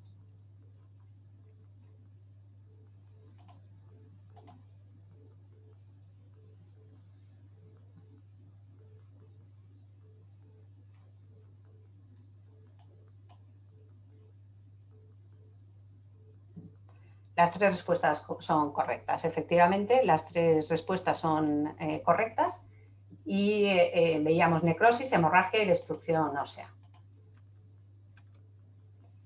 Bueno, ya hemos descrito que se trata de una masa del lóbulo temporal con una lesión destructiva en el ala mayor y menor del esfenoides, invasión de la pared lateral de la órbita, invade la musculatura orbitaria, el ápex, invade el espacio masticador, la fosa pterigopalatina, invade el seno cavernoso.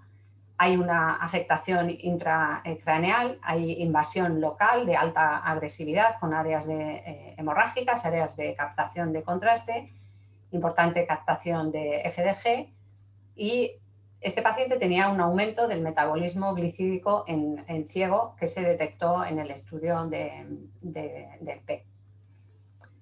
Entonces, el diagnóstico diferencial que nos planteamos inicialmente, la paciente venía con una tumoración en la región malar y el año anterior la resonancia había sido totalmente normal.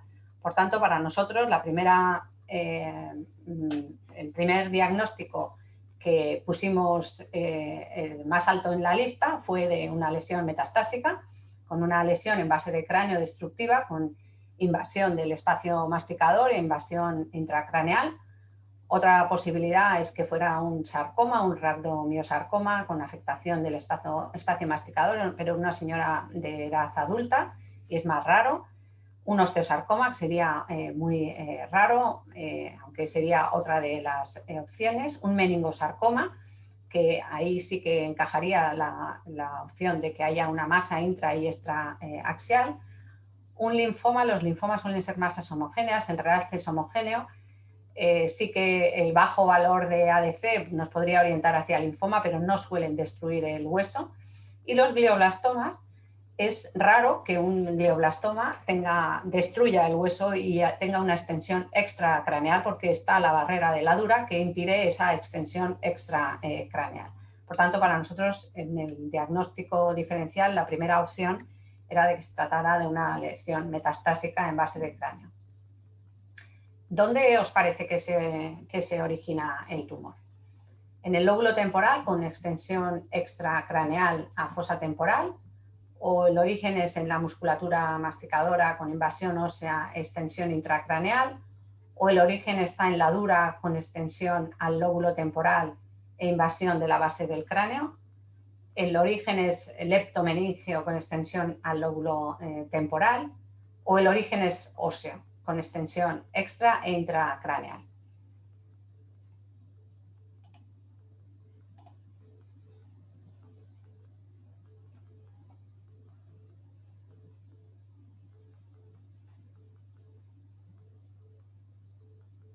Bueno, en este caso es difícil. Nosotros ya digo que inicialmente la primera opción que nosotros pensamos es que se tratará de una afectación metastásica, teniendo en cuenta que además no había ninguna, el año anterior la resonancia era totalmente normal.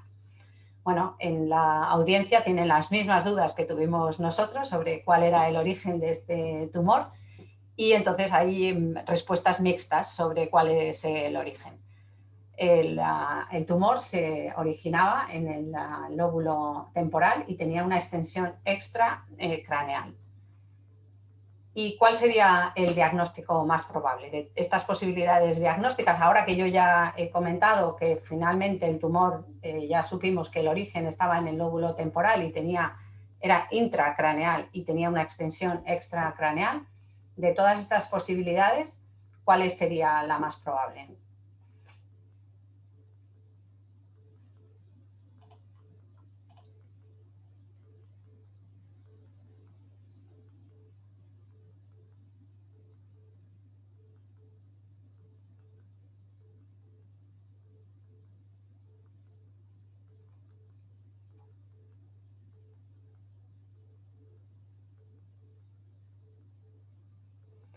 Bueno, pues la audiencia ha respondido correctamente y efectivamente se trataba de un gliosarcoma. En este caso, bueno, pues se realizó una cirugía y fue un gliosarcoma grado 4, IDH no mutado, ATRX wild type, EGFR negativo y P53 negativo. Y era una tumoración de aspecto gelatinoso.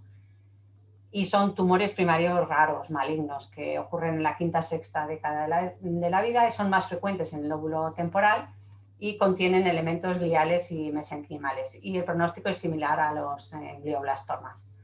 El factor pronóstico principal es la predominancia del componente sarcomatoso, que si predomina el componente sarcomatoso tienen un mejor pronóstico, y en un tercio de los pacientes hay metástasis a distancia.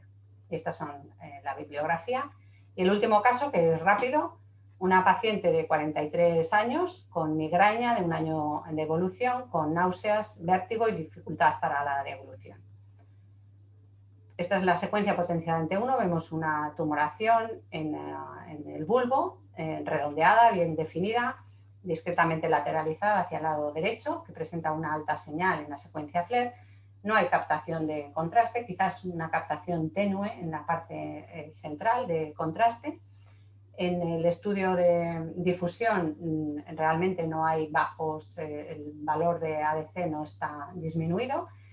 La perfusión en este área es difícil de evaluar debido a que, bueno, ahí concurren todas las estructuras vasculares y es difícil de evaluar. Quizás no supimos interpretar si esto correspondía o no a un aumento del volumen sanguíneo cerebral relativo. Probablemente esto corresponde a un aumento del volumen sanguíneo cerebral relativo con un aumento del pico de colina y una disminución del NEA.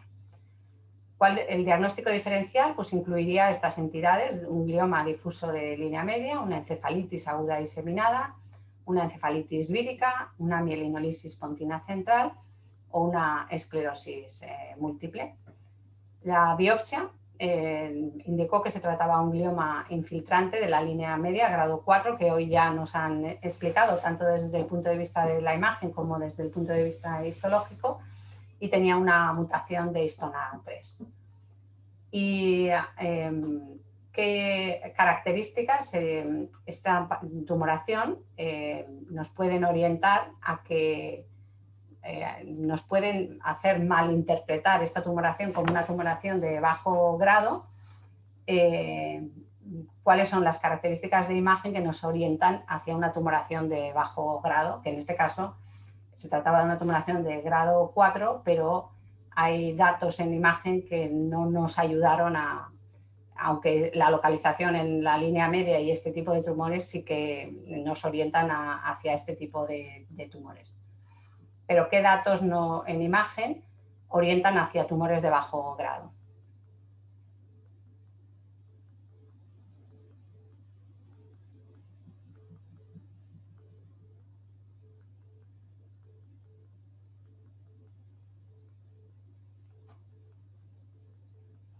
Efectivamente, la ausencia de captación, pero en estos tumores, aunque no tienen captación, son tumores de alto grado.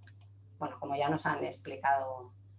Y bueno, esto ya nos han explicado la clasificación de tumor difuso de la línea media y los datos que hay que evaluar para caracterizar este tipo de tumores. ¿Y cuál de estas localizaciones es característica en los gliomas difusos de la línea media?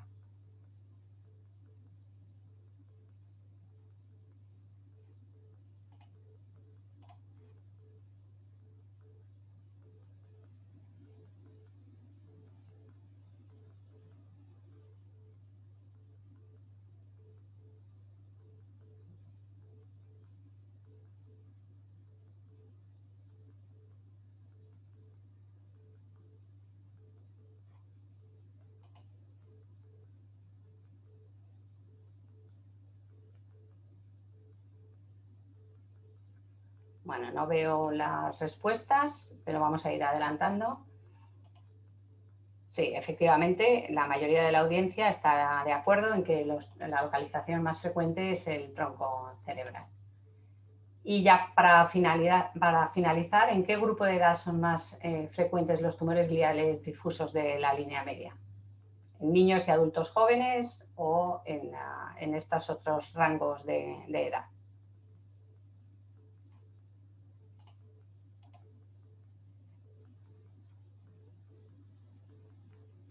Bueno, pues efectivamente el 80% está de acuerdo con que son más frecuentes en niños y adultos jóvenes, como ya nos han explicado anteriormente. Y son tumores bien definidos, en general no presentan captación de contraste y no presentan una reducción del ADC. Y estas son las referencias y ya, bueno, paso ya a la siguiente mesa, que estará... la moderarán la doctora Izaskun Baldubieco del Hospital Clínic de Barcelona, del Servicio de Radioterapia, y el doctor Pérez Segura del Hospital Clínico de San Carlos de Madrid. Y muchas gracias.